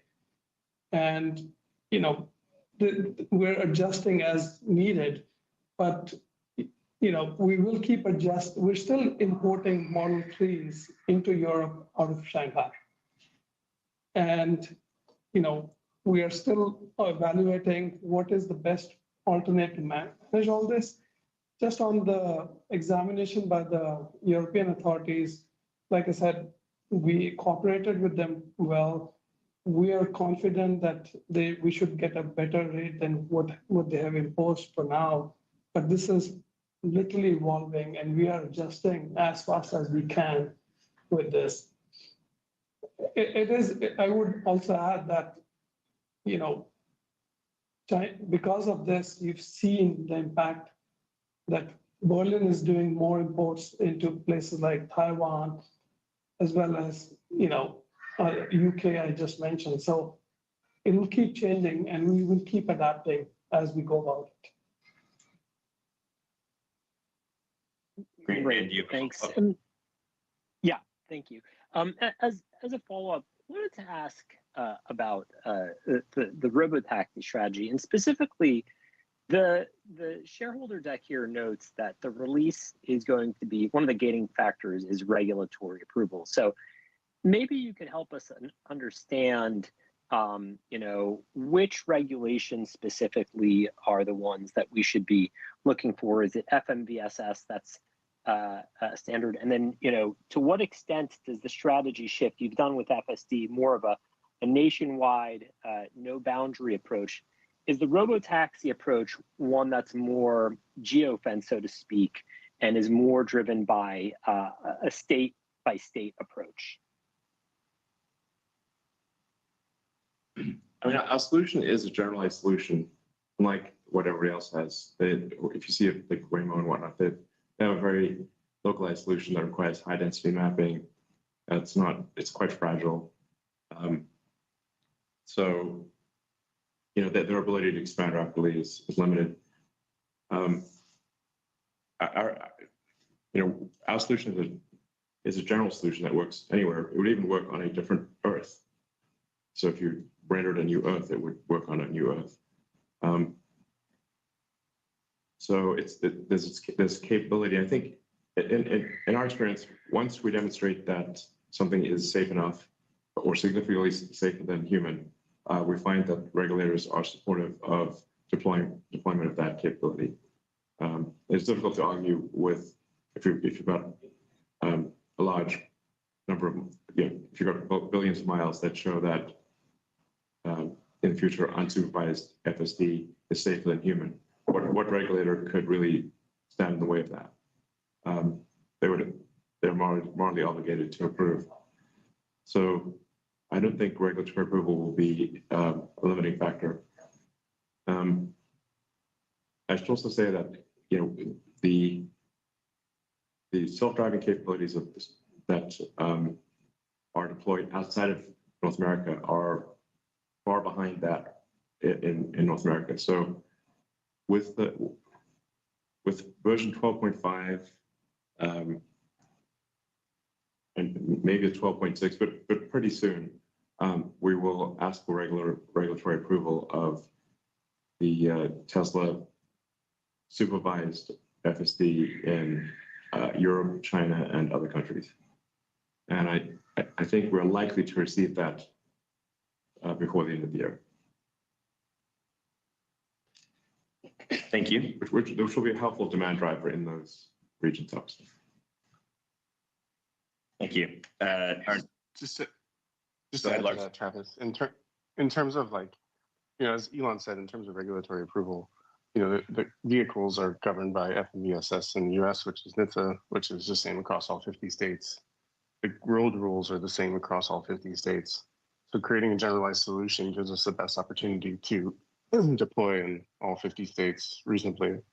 Of course, there are state and even local municipal level regulations that may apply to, being a transportation company or deploying taxis. But, as far as getting the vehicle on the road, that's all federal, and that's very much in line with what, Elon was just suggesting about the data and the vehicle itself.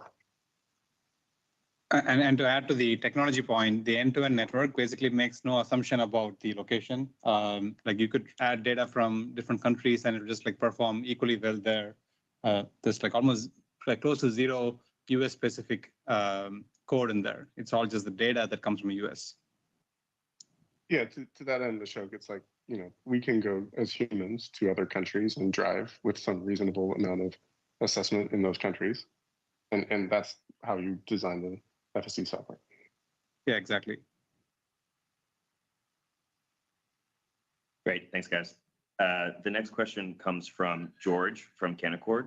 George, please go ahead and unmute yourself. Hi, everyone. Thank you for taking my questions.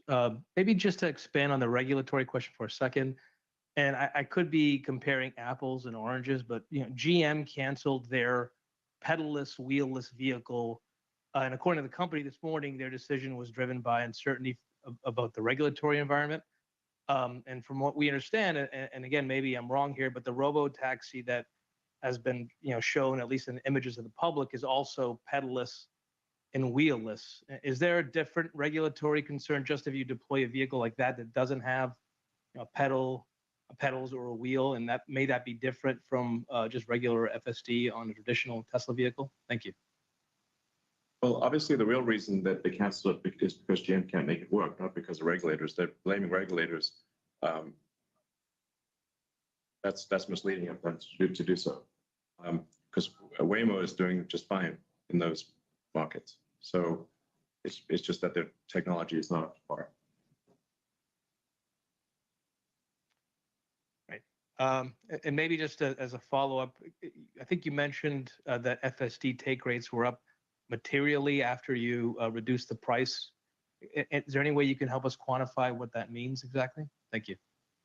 Yeah, I mean, we've shared we've seen a meaningful increase.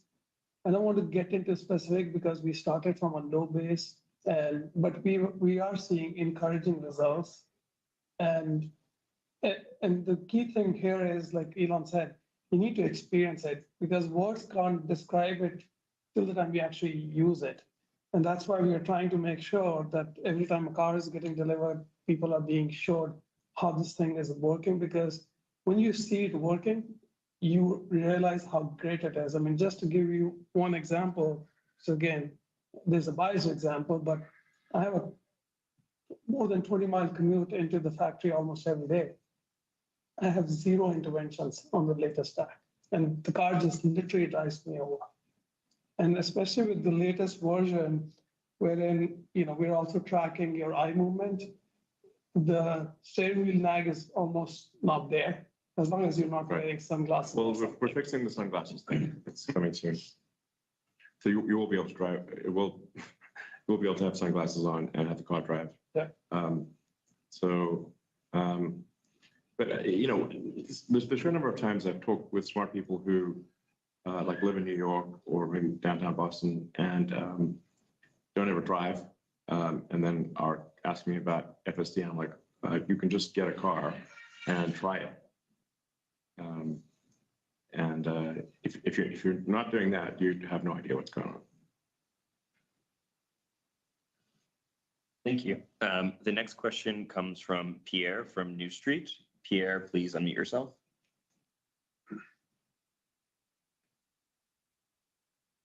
Hey guys, thank you for taking my question. So it's on robotaxi again, and I completely get it that with a universal solution, we will get like regulatory approval. We get there eventually, clicking up miles and compute, etc. And my question is more, how you think about deployments? Because I'm thinking once you have a car that can drive everywhere, that can replace me, it can replace a taxi. But then to do the ride-hailing service, you need a certain scale.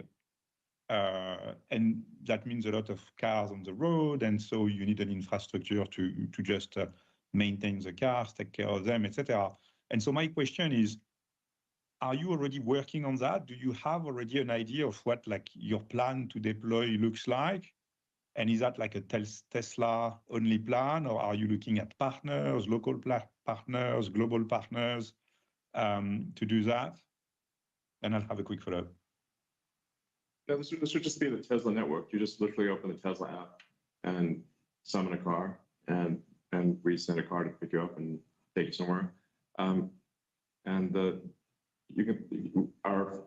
We'll have a fleet that's, I don't know, on the order of 7 million that are capable of autonomy soon. In the years to come, it'll be over 10 million, then over 20 million. This is immense scale. the car is able to operate 24/7, unlike the human driver. So the capability to, like, there's this basically instant scale with a software update. And now this is for a customer-owned fleet. So you can think of that as being a bit like Airbnb. Like, you can choose to allow your car to be used by the fleet, or cancel that and bring it back. It can be used by the fleet all the time. It can be used by the fleet some of the time, and then Tesla would share in the revenue with the customer. But you can think of the giant fleet of Tesla vehicles as like a giant sort of Airbnb equivalent fleet, Airbnb on wheels. Then, in addition, we would make some number of cars for Tesla that would just be owned by Tesla and be added to the fleet. I guess that would be a bit more like Uber. But this would all be the Tesla network. And there's an important clause we've put in every Tesla purchase, which is that the Tesla vehicles can only be used in the Tesla fleet. They cannot be used by a third party for autonomy. Okay. And do you think that scales like progressively, so you can start in a city with just a handful of cars and you grow the number of cars over time, or do you think there is like a critical mass you need to get to be able to offer like a service that is of competitive quality compared to what like Uber would be typically delivering already? I guess maybe I'm not conveying this correctly. The entire Tesla fleet basically becomes active. This is obviously, maybe there's some number of people who don't want their car to earn money, but I think most people will. It's instant scale. Thank you. Our next question comes from Colin from Oppenheimer. Colin, please unmute yourself.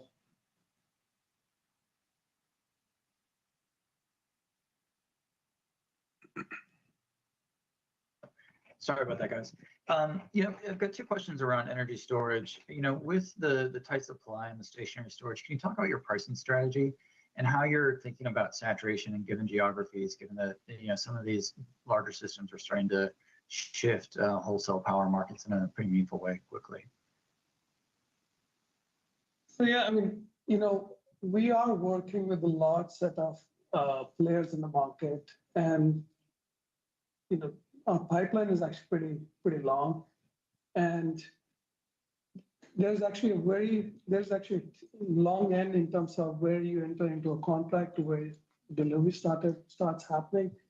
And so far we have good pricing leverage, and I'll have Mike chime in on this too.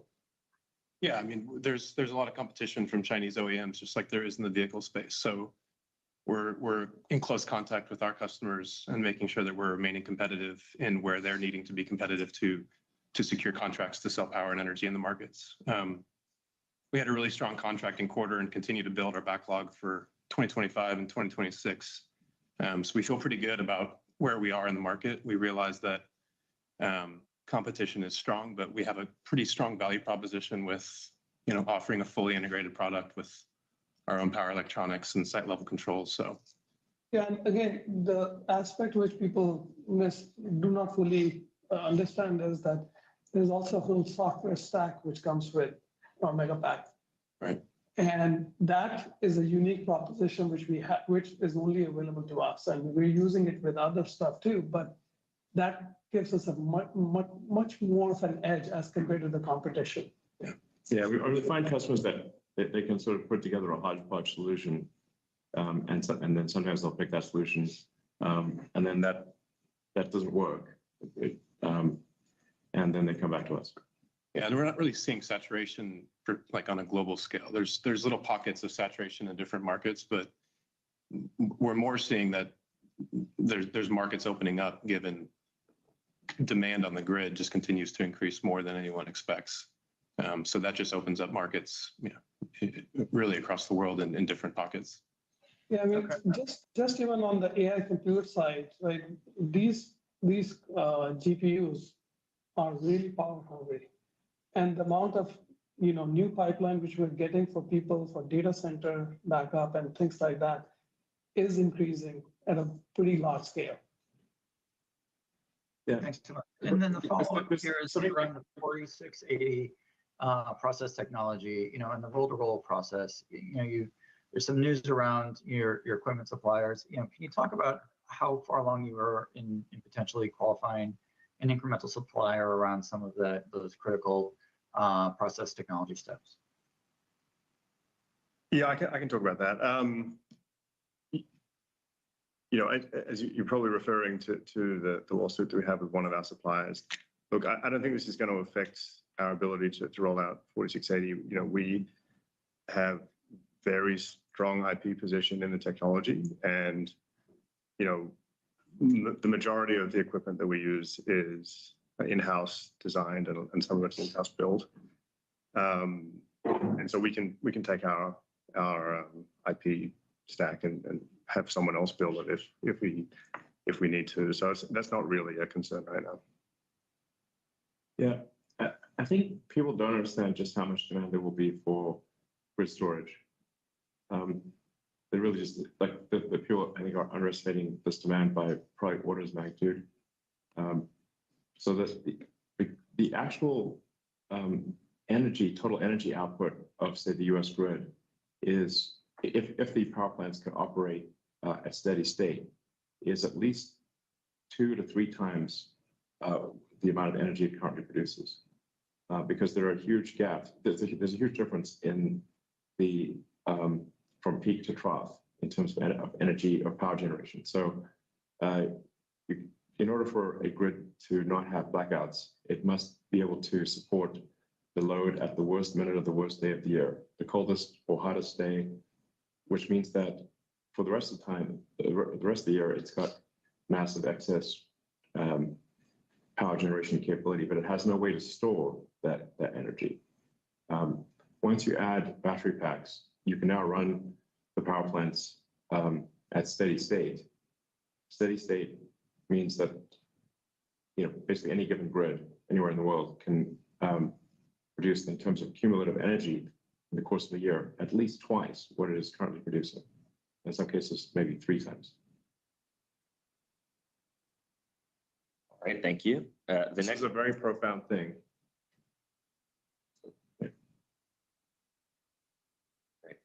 Thank you, Elon. The next question comes from Colin Langan from Wells Fargo. Colin, please unmute yourself. Oh, great. Thanks for taking my questions. Do you hear me? Yeah. Yeah. Oh, okay, good. Sorry. I guess I'm going to ask, if Trump wins, there's a higher chance that IRA could get cut. I think, Elon, you had commented online that Tesla doesn't survive on EV subsidies. But wouldn't Tesla lose a lot of support if IRA goes away? I think Model 3 and Y get IRA help for customers, and I think your batteries get production tax credits. So just can you clarify if IRA ends, would it be a negative for your profitability in the near term? Why might it not be a negative? And then, any framing of the current, support you get IRA related.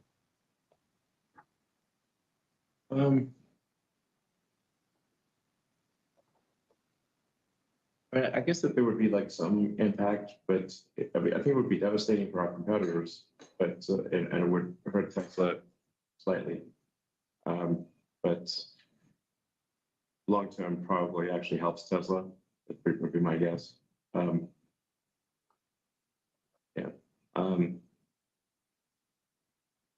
and I've said this before in these calls. The value of Tesla overwhelmingly is autonomy. These other things are in the noise relative to autonomy. So I recommend anyone who doesn't believe that Tesla will solve vehicle autonomy should not hold Tesla stock. They should sell their Tesla stock. If you believe Tesla will solve autonomy, you should buy Tesla stock. And all these other questions are in the noise. Yeah, I mean, I'll ask this just to clarify a few things, that at the end of the day, when we are looking at our business, we've always been looking at it, whether or not IRA is there. And we want our business to grow healthy without having any, subsidies coming in, whichever way you look at it. And that's the way we have always modeled everything. And that is the way internally also, even when we're looking at battery costs, yes, there are manufacturing credits which we get, but we always drive ourselves to say, okay, what if there's no IRA benefit? And how do we operate in that kind of an environment? And like Elon said, we definitely have a big advantage as compared to our competition on that front. We've delivered it, and you can see it in the numbers over the years. So there is, you cannot ignore the fundamental sides of the business. And then on top of it, once you add autonomy to it, like Elon said, it becomes meaningless to even think about the short term. Okay. I think that's unfortunately all the time we have for today. We appreciate all of your questions. We look forward to talking to you next quarter. Thank you very much and goodbye. All right, everybody. Lower your volumes. I don't want to blow your eardrums out. So please lower your volumes. Lower your volumes. It was actually fine for me, Farzad. Huh? Well, you just blew somebody's eardrums out. I didn't have any volume differential. I don't know. Really? Okay. Did you guys have one or no? Maybe a little bit just on my end, yeah. Yeah, okay. Maybe not as severe as the other ones. Let me go ahead and bring up my notes real quick, and then let me just go through my notes, and I'm going to share these real quick on X as well so that everybody can read them for themselves. And then we'll go into the panel and see what people think. On the opening remarks, storage at an all-time high was something that they highlighted, kind of talking about some of the notes from the earnings report as well about how, people will buy EVs once they figure out that it's the best technology. So kind of reinforcing that a little bit, highlighting how FSD with 12.5 customers will experience a step change in improvement. Most people still don't know how good the system is. When delivering a new car at a service or location, they want to show people how good FSD is to try and drive adoption of it. Robotaxi unveil is now delayed officially to October 10th. 10/10 is the new date. Wanted to make some important changes to improve Robotaxi. The main thing they're going to show, and some other things as well. Nearing the completion of the South expansion at Giga Texas. Optimus is already performing tasks in factories. And then in 2025, Tesla should produce thousands of units for Tesla consumption to iron out issues themselves. And then ramping up production quite a bit in 2026 and selling to outside customers. This is their V2 robot, which will be produced in Texas, in their Austin, Texas factory. Energy business is growing faster than anything else, and cannot emphasize enough how autonomy for vehicle and Optimus will make a huge deal for Tesla. All the numbers sound crazy. Tesla turning on autonomous fleet will take valuation to $5 trillion, which is the ARC number, and Optimus will achieve a valuation several times that of that. The CFO kind of just gave us a rundown of the financials, so I'm not going to go through that. Let's see what else here. I saw that Cybertruck is now at 1,400 units per week, and that's on 4680 was a number that I saw. So it seems like Cybertruck ramp's going well. They also mentioned Dojo. Tesla requires that. So one of the issues Tesla's having, they're saying, is that NVIDIA demand is so high for their chips. It's hard for them to get the chips when they want it, and they're very expensive. So Tesla's making a commitment to double down on Dojo and see a path to be competitive with NVIDIA. They have no choice. There's too much demand for NVIDIA chips. Let's see. Do you feel you're cheating out the joys of Tesla by not advertising? I know this was a comment that we wanted to hear, and we got a very standard Elon answer. We already do advertising. Fundamental belief is that we need to provide the best product for the best price. 2/3 of sales in Q2 were to people that never owned a Tesla before. Tesla hasn't exhausted all their options and will continue to adjust strategy as needed.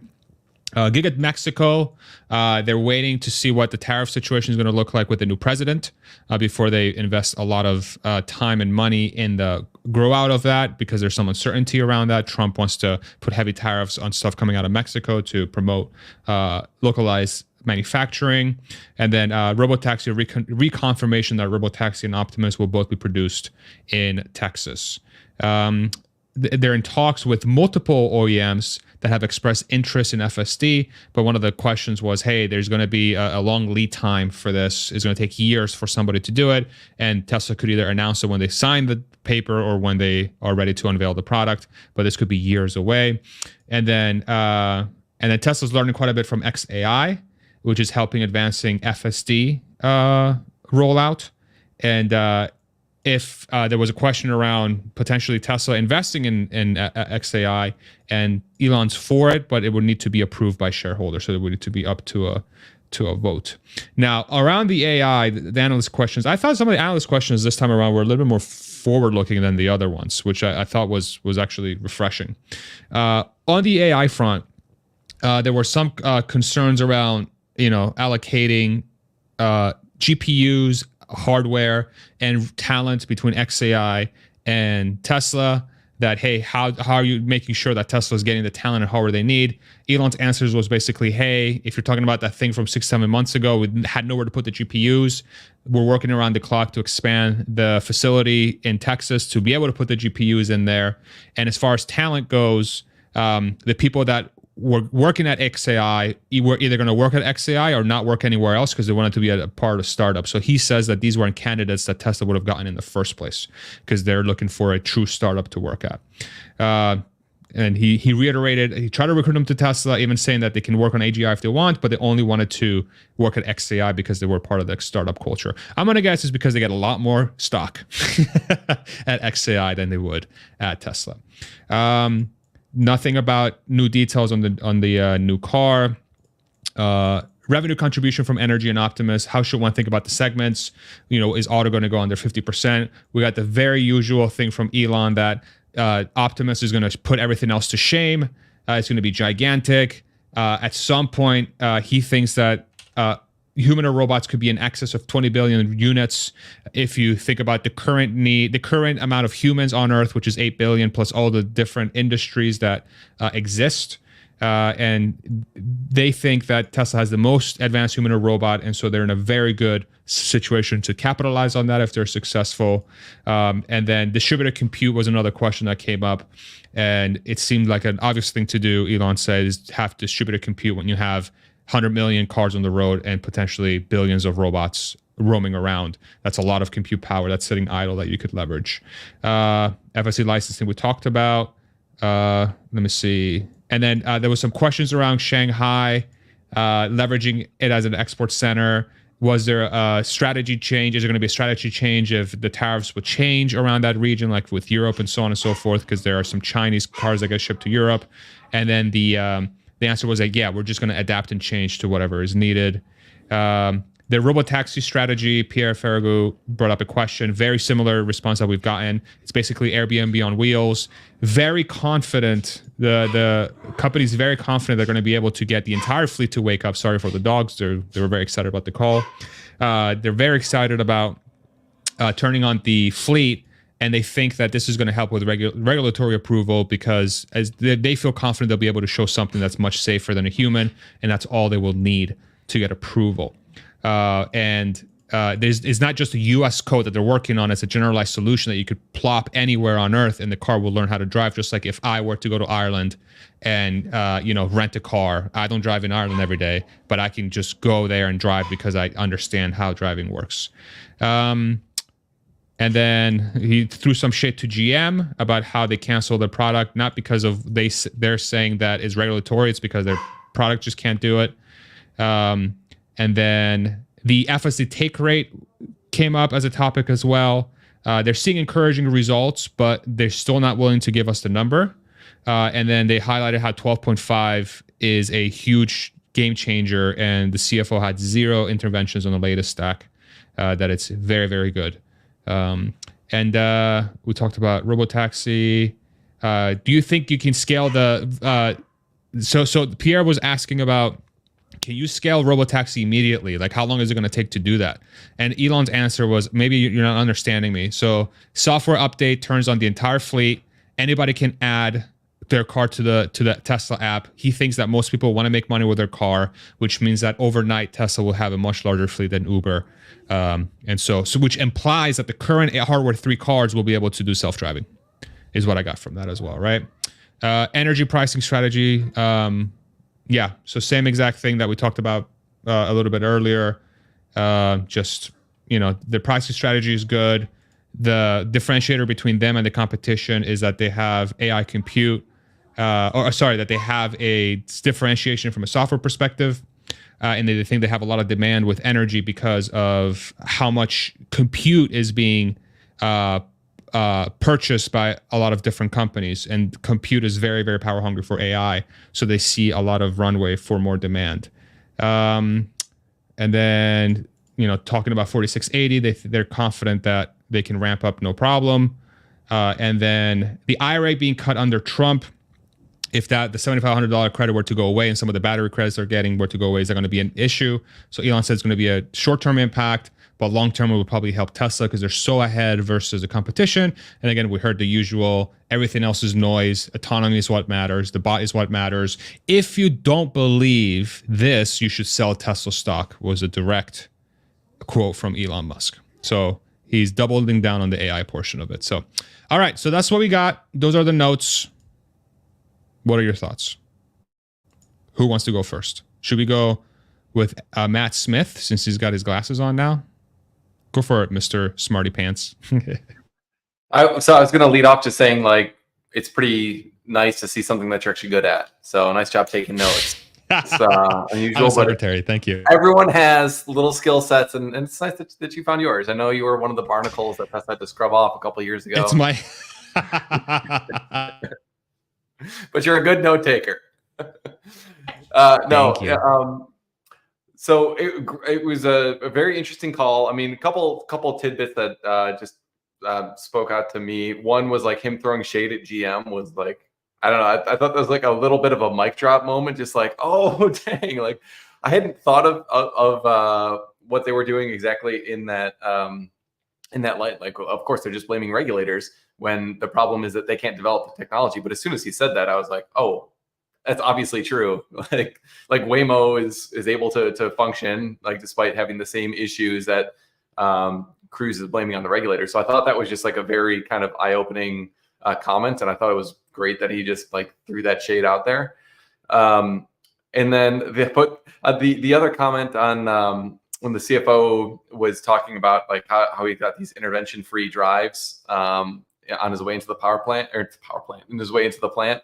I just had these like memories of Elon saying that exact same thing 5 years ago. And it's like people saying they've got an intervention-free drive is not like that doesn't move the needle at all in the earnings call. So I kind of just wish there was a little bit more meat on that bone. It sounded like the likelihood of a licensing deal is lower, I guess. I mean, the kind of their enthusiasm, the level of energy they had around that comment was noticeably lower, I would say, than it was on the Q1 call. So all in all, I think it was reasonably kind of as expected. But I'm curious to hear everyone else's thoughts. Emma, let's go to you. Yeah, I mean, I think he's towards the end there where he said, sell the stock if you don't think we'll solve autonomy. I think he's really forcing the issue and the narrative change. And it's all about FSD and interventions per mile. That stat is probably the most important stat in the whole company for the whole company's future at this point. And then take rate, obviously, they wouldn't share really metrics on that. But that, to me, signals like where's the friction? What's the friction on getting actual like customers to actually use it and adopt it and such. So it seems like they're it's just doubling down on betting the company on autonomy, which we sort of all knew, and Elon's been signaling that for a while, and all this other stuff is noise. Yeah, so I think that's the near term next 2 to 4 year future, and then after that it's the bot. So he's just trying to get us all to focus on that narrative going forward. All this gross margin stuff, COGS, all that stuff's kind of noise, and they'll talk about it, but really in Elon's mind it's FSD or nothing. Nico. Yeah, let me start off by agreeing with Matt. Farzad, you're great at dictating. Clearly, we're thinking about that for like 5 minutes before you said the joke. I'm glad it only took you 5 minutes. All right. Well, that's what for she me. said. Yeah, I lucky. think, like Emmet just said, it's all about FSD, right? That's kind of what I was saying before. That FSD take rate is, or it's all about robotaxi, not just FSD. He's made it very clear, and that's what I was saying. Like robotaxi solves all of these problems, and I think it's very clear. I'll humble brag here. I'm 60% to 12.5. Cannot wait till this is 100. I'll be ditching you boys to go and see what the hype's all about. I thought there was Matt, I actually kind of had a different perspective on the licensing. The fact that he said there's several now, not just one, I thought that was pretty encouraging. I thought that was new news. The fact that they said at the end of the year, probably in Europe, China, etc., for FSD. I think you're going to see FSD explode outside of the United States, just like electric vehicles. There's no way every person in China who has a Tesla is not going to immediately. I mean, we are like a microcosm where like everyone is in China. Everyone there is just a techie, you know? So I think that's going to explode. I love the GM digs. In general, I would say it was a pretty boring call. I won't lie. I kind of dozed off a couple times. And that was not because of the mezcal. And then he would say something like, oh, it's October 10th now. Like, oh, okay, great. Like that got me excited. And I would immediately look at the stock. I'm like, oh, okay, they don't care. But I think, you know, boring call, and I'm happy about it. I know we're down right now about 7.75%. That's par for the course. Historically, we're 8% move. So nothing really there. The one thing I do see is we sold off a lot when we learned that A8 was, or the rumors were out that A8 was going to get canceled. And now that we know it's back on and the date, it's funny to see. It's going to be interesting to see what happens from here. Because to me, that says that there's no reason we shouldn't be going back to 265, because that's the only thing that really changed in that period before earnings came out, was that we learned that it was getting postponed. We didn't have a date. So I think that's interesting to keep an eye on. Again, I'm a long-term investor as always, but the short term is a lot of fun. So, Hans. There were a number of things that I enjoyed on the call. So the fact that we finally have like official confirmation that the 1010 event now will be an official product unveil with multiple products that was, you know, a significant piece of like just 100% confirmation.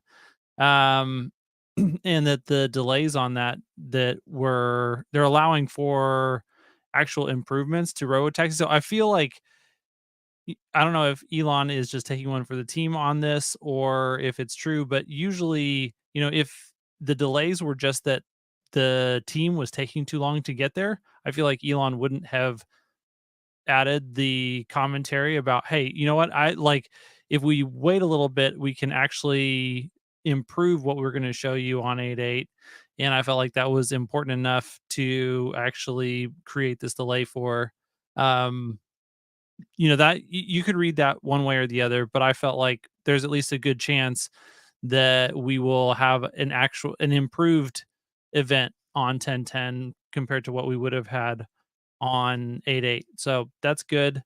The confirmation of, you know, multiple thousands of Optimus bots, we've heard that before, but it's just great to hear again, like multiple thousands of Optimus bots operating in Tesla factories next year. And then if you layer onto that the commitment by Elon to sell this as an external product pretty much immediately. Like, we're not messing around with saying, hey, we're just going to use it internally for a few years. We're going to really try and build up our advantage as a company because we have this massive lead with labor leverage.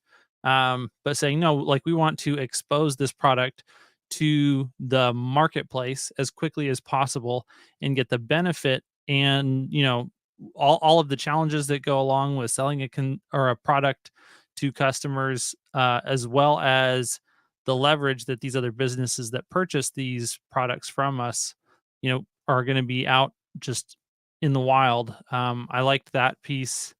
And then the little tidbit on Shanghai megapacks too, that he said, hey, this is going to double, which we kind of knew, capacity of Lathrop, but potentially up to triple. And the plot of land that they have there in Shanghai for that megapack factory is definitely much larger than, you know, what they need for a plant that's the size of Lathrop. And this is kind of, you know, most of the LFP battery cell production in the world exists there in China. And so you would think it would make sense to be able to produce significantly more than that 40 gigawatt hours a year of mega packs in China. So it's great to hear that little tidbit that we might get triple, not just double. And I would assume that that capacity would grow pretty quickly there, which all, you know, when you can layer that on top of all of the commentary that was made later on in the call about the strong demand and the order backlog for Megapack products. And, you know, they pretty much just talked about Western markets, but I can't imagine what the demand in the Chinese market is going to be once this comes online. I would expect it to be very significant. So that should be a big driver for energy profits in the future.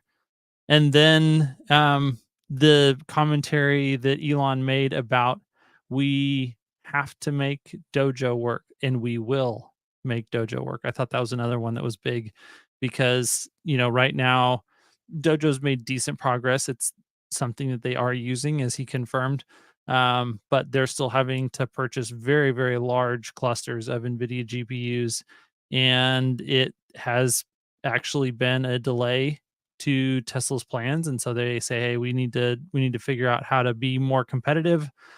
Jensen is a heck of a competitor, and so we need to figure out how to get on his level, and we've got a path to do that. Whether they'll be able to execute on that, I mean, we've kind of heard it before, but I'd love to hear renewed commitment to the vision of really having very, very high quality supercomputer in the form of Dojo.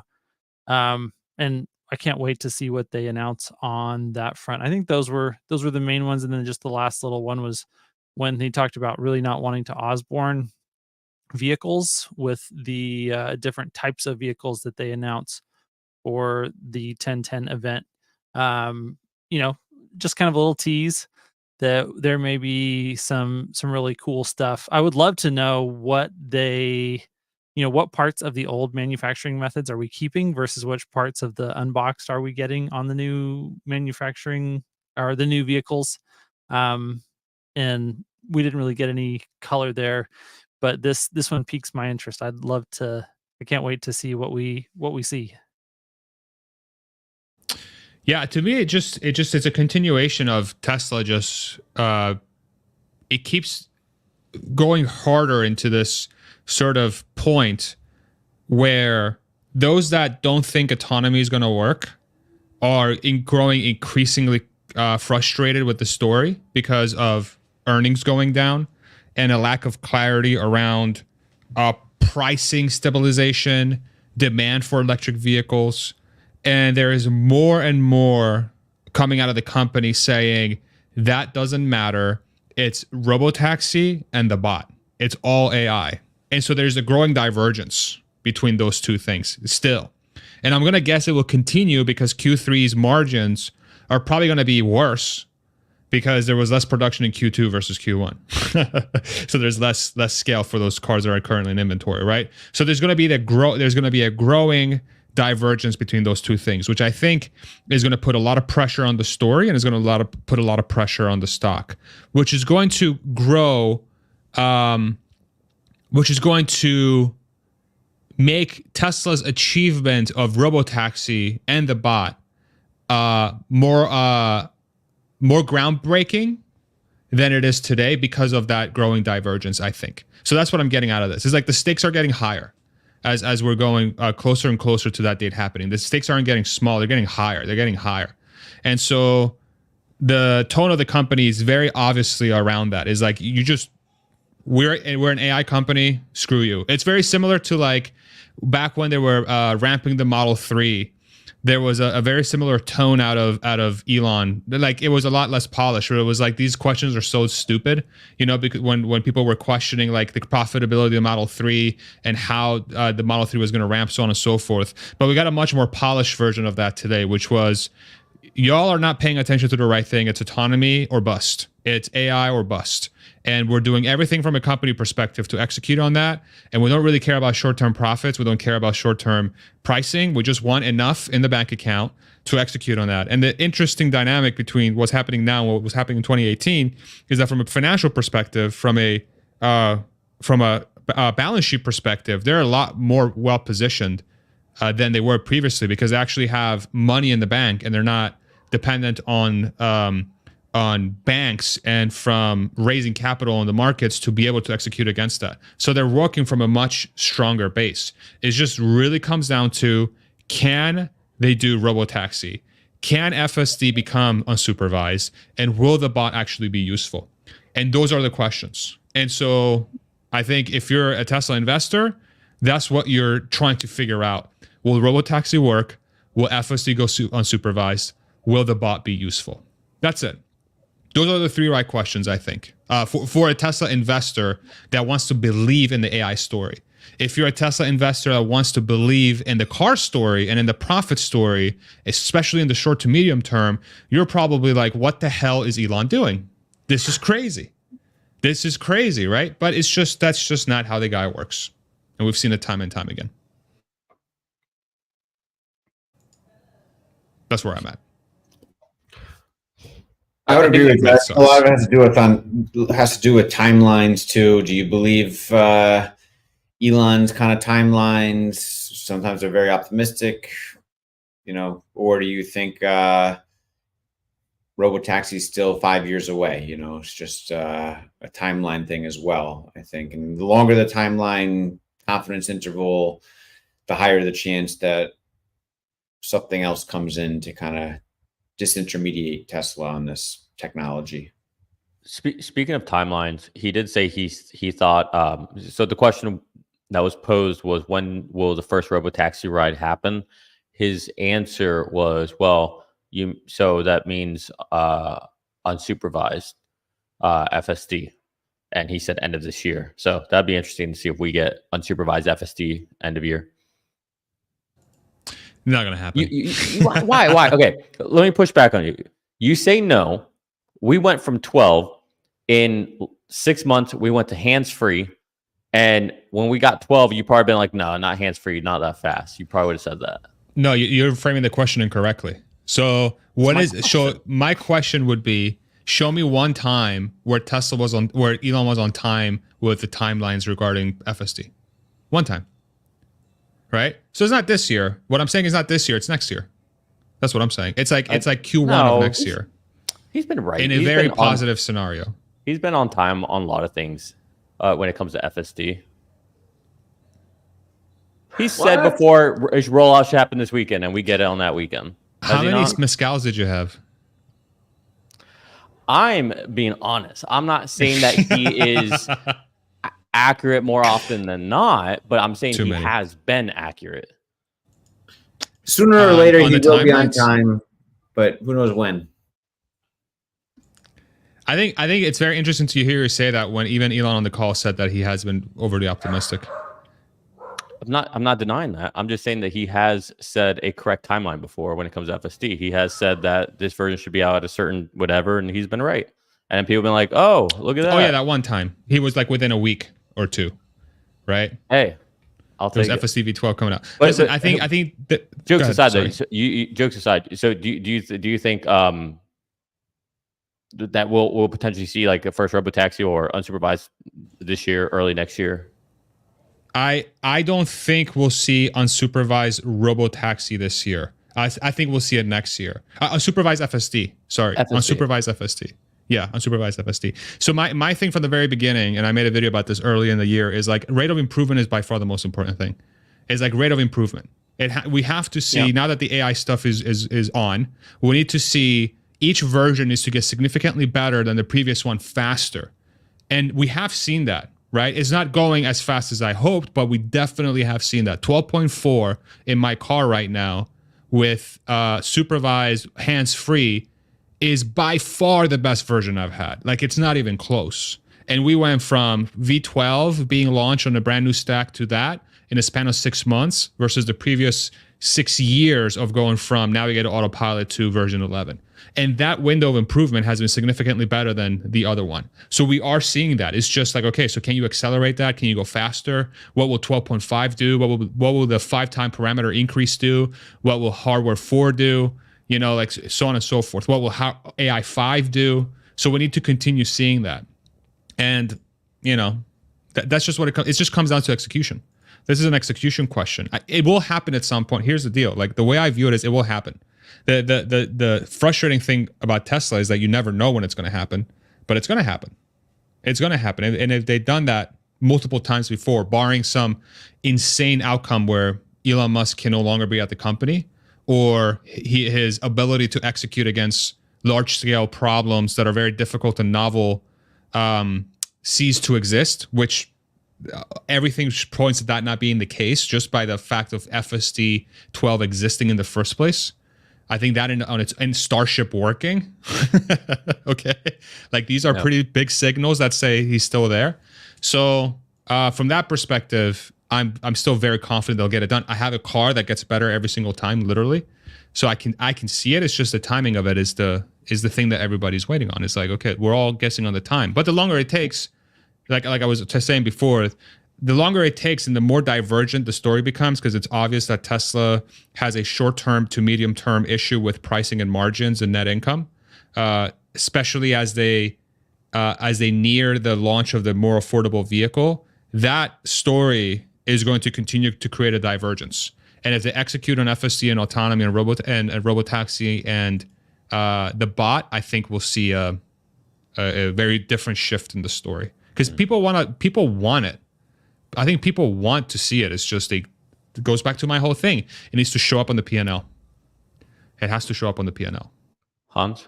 Well, yeah, I think that I have a hard time believing that it's going to be this year, partly because we only have, like, it's really hard to extrapolate a line off of one point. Like, we only have one base model of FSD version 12 that is in the hands of the fleet.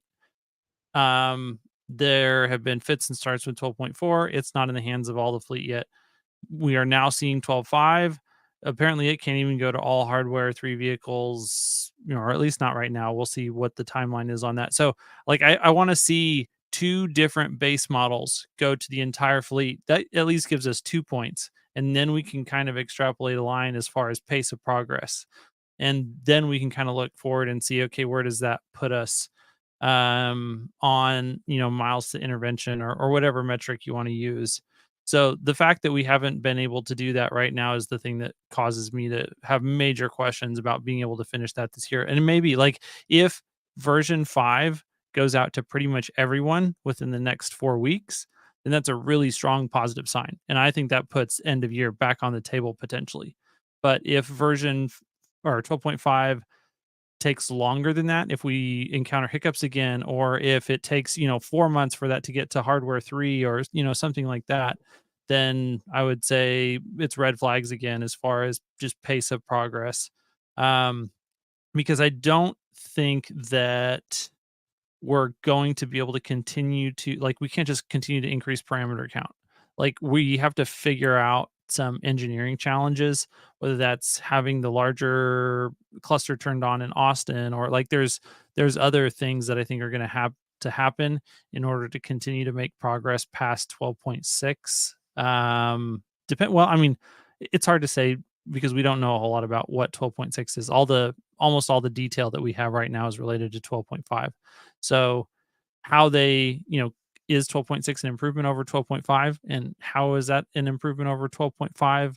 Those are also open questions that will help to make it a little bit more clear what the shape of progress beyond 12.5 would be. So I think that's where my skepticism comes at. What do you think? Yeah, well, I think Farzad's going to lose his bet to Cindy, and based on what he says, and he's so bearish. You guys heard it here. No, I think, I don't know what I think. I think I'll know something after I test out 12.5. I think if 12.5, if Omar wasn't being hyperbolic. And he said last night, it feels as big of a jump from 11 to 12 is what 12.5 feels like. If that's the case, geez, if they do one or two more updates, and that's him coming that, from 12.4 too, just to give people like Omar wasn't on 12.3.6 like the rest of us plebs. Like he was already on 12.4, so going from 12.4 to 12.5. So. Yeah, and then I mean AI driver, dirty Tesla. It's pretty just everybody's saying it's good. It's not often that we have. I would say going from 11 to 12 was one of the few updates that we received where it was kind of ubiquitous. I was like, oh shit, something's different.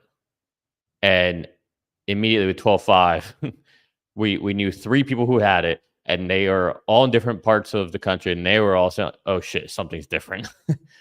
So I'm just saying, if you have, I don't know, like one more of those, 2 more of those, is that enough to get to unsupervised? I don't know.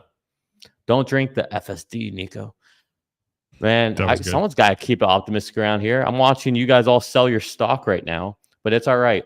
Because you know what? Statistics are amazing. Look at this, 8.6%. The implied movement was 9%. How freaking amazing is that? You got to love math. Pretty wild. Go ahead, Hans. Sorry. Or Emmett. I was going to say this 12.5, that's what I'm watching. I want to see the skeptics who are, the people who are often skeptical comment on it and see what their reviews are. I know people started getting it last night, and so far it's very positive. So that's good. And I can't wait to try it myself and see if it passes the wife test for me, because so far nothing's come close to passing my wife test yet. I was actually thinking about that, like the different perceptions that different beta testers have, and I was thinking like of this quote from Office Space: every day of my life is worse than the day before it, and that means that every day you see me, that's on the worst day of my life. I feel like that is like Omar's FSD experience, but in reverse. Like every FSD update he gets is the best update ever, and it's like amazing. It's like, as much as I love Omar, but it should be. If it's getting better, that has to be the case. Saying how amazing it is, and then like the first time I got FSD, I was like, oh, this is actually like garbage, at least for where I was driving. So I am kind of curious to see if it is as ubiquitous as V12 was, where like literally everybody was like, okay, this is a very major game changer. It's not perfect yet, but like, wow, wild improvements. It seems like with our very kind of limited cohort of like, AI driver and Omar and dirty Tesla seems to be the case, but I think we need a few more proof points to make sure it's not just this is the best day of my life kind of thing from Office Space. Yeah, I mean, I think the improvements have been there on average, Mm-hmm. My thing is going to be when my dad, because I had my dad on my on one of my videos recently. He's never using it. Well, but here's the deal. I really think I think it's a trust thing. He says it's like, I like to drive, but I don't buy that somebody that drives 150 miles a day, an hour and a half each way in New Jersey actually likes, like, no person, there's no human being that exists that likes to drive. He just likes to say that, I think, because that's another way of saying, I don't trust the machine to take over. I think that's what he's saying. And so I think if he is able to get to a point where he's comfortable with it, I think we're at like 90 to 95% adoption of this thing.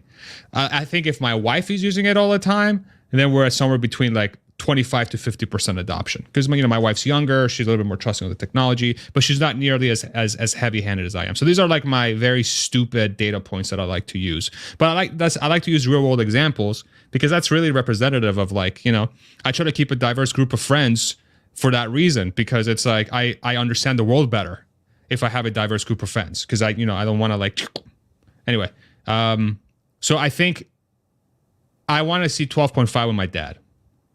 Because if my dad says, yo, this thing is sick on Jersey roads, look out. That's when it gets interesting. Okay. We are 3.5 hours in. Anything else we want to talk about? Yeah, I was just struck when you were speaking like 20 minutes ago, Farzad, about kind of like continued weakness potentially into Q3. Like I think auto margins are going to continue to compress. I don't think we're going to see another like massive beat on deployments for energy. In fact, it wouldn't surprise me if we decrease a little bit sequentially. I think, like they said, this is a really lumpy business, and I think what we saw in Q2 was a bit of like just luck of the draw, where you had a bunch of projects kind of all get lumped into the quarter, which probably like if it was smoothed out, you would have seen more of a ramp over previous quarters.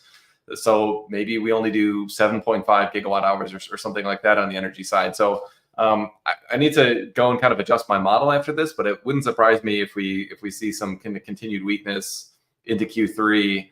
But so this kind of contrast between like next 3 months, I don't know, might be a little iffy. We've got the 10/10 event in there.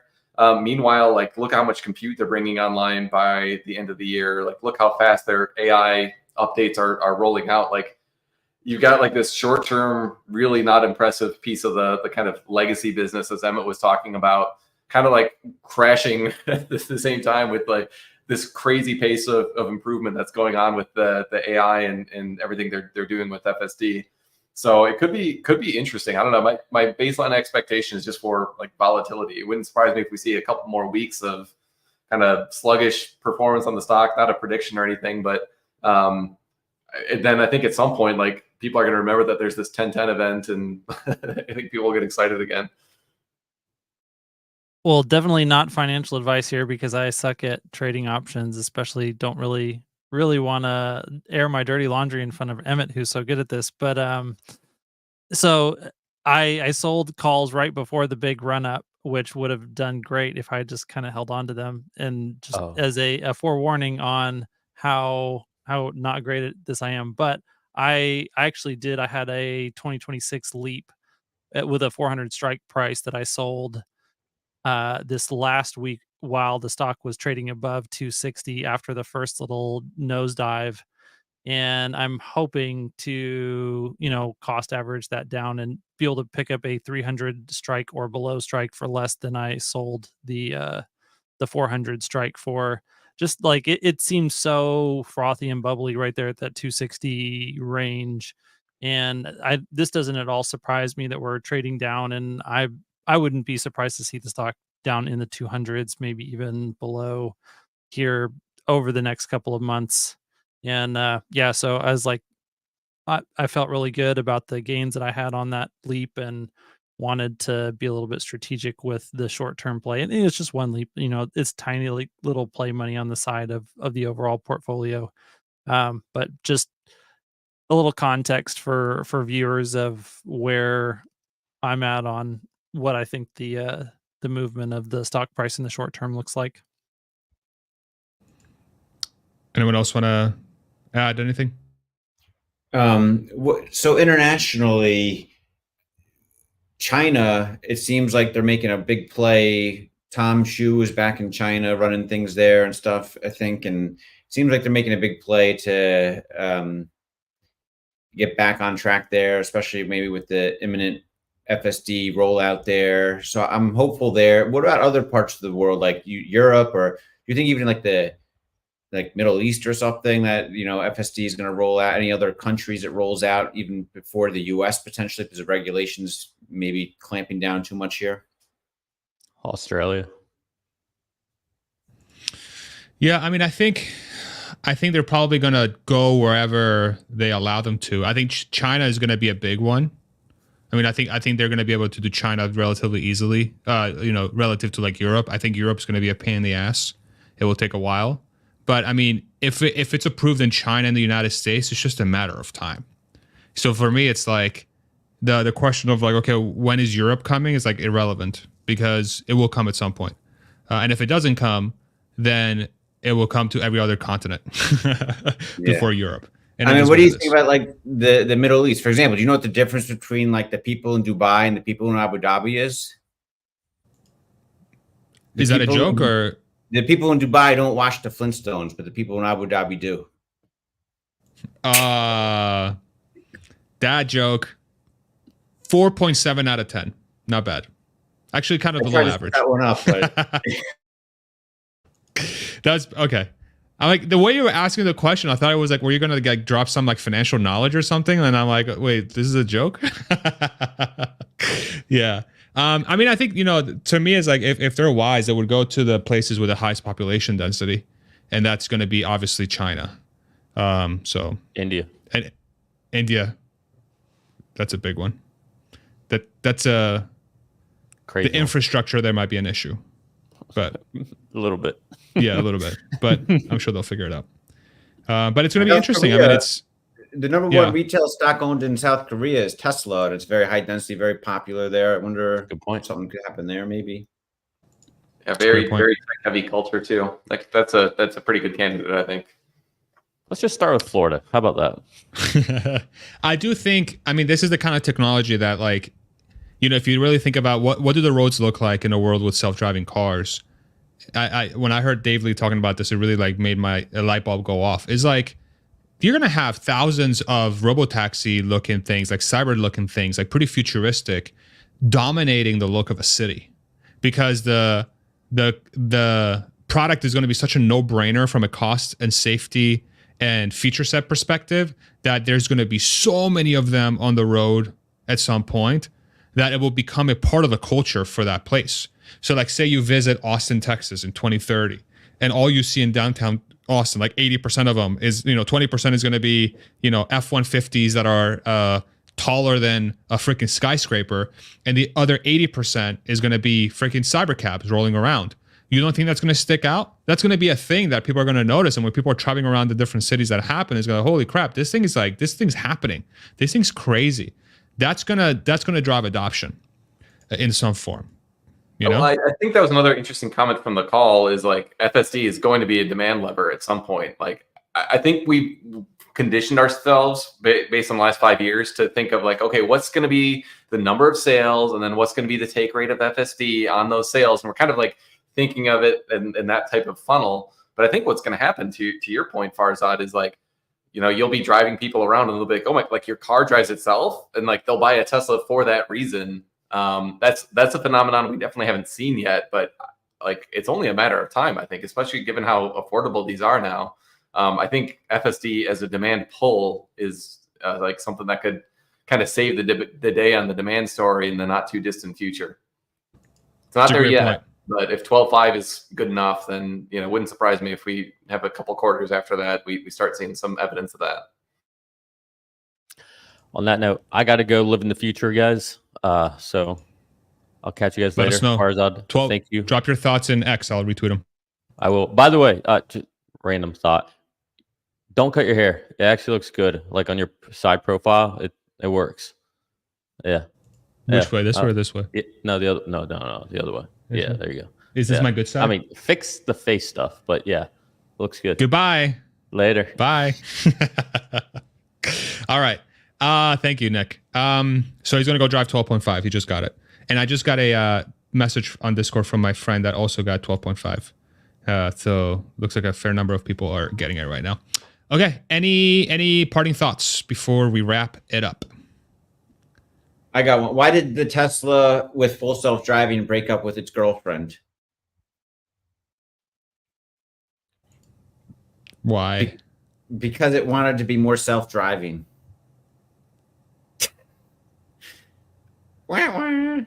That's a 0 out of 10, Emmet. I've never given a 0 out of 10 before. For a dad joke for full self-driving Teslas, and that's what it came up with. First and last time. That would be my recommendation. Wow, I've never given a 0 out of 10 before, Emmet. Congratulations. You have a very unique honor. I got more. I got more if you need them. Please no. All right. Thank you so much, everybody, for joining. For joining the call. All right. No, for real. Any last thoughts? Any last thoughts before we wrap it up? Let's see. I think we're good. We're good. Thanks, Farzad, for putting this on. All right. Thank you, Emmet, for just bringing this podcast to a close. Actually, give us one more. Give us one more. This better be good. This is how we'll end it. Go for it. This is risky. Why did the Tesla with full self-driving get a job at the pizza place? So that it can do deliveries for free. because it heard they were hiring autonomous delivery drivers. That's not even a joke. That's just a statement of fact. Okay, goodbye. That's Grok 1.0 This is for you. nope. I'm not gonna let my channel tank for this. Goodbye, Why everybody. did the car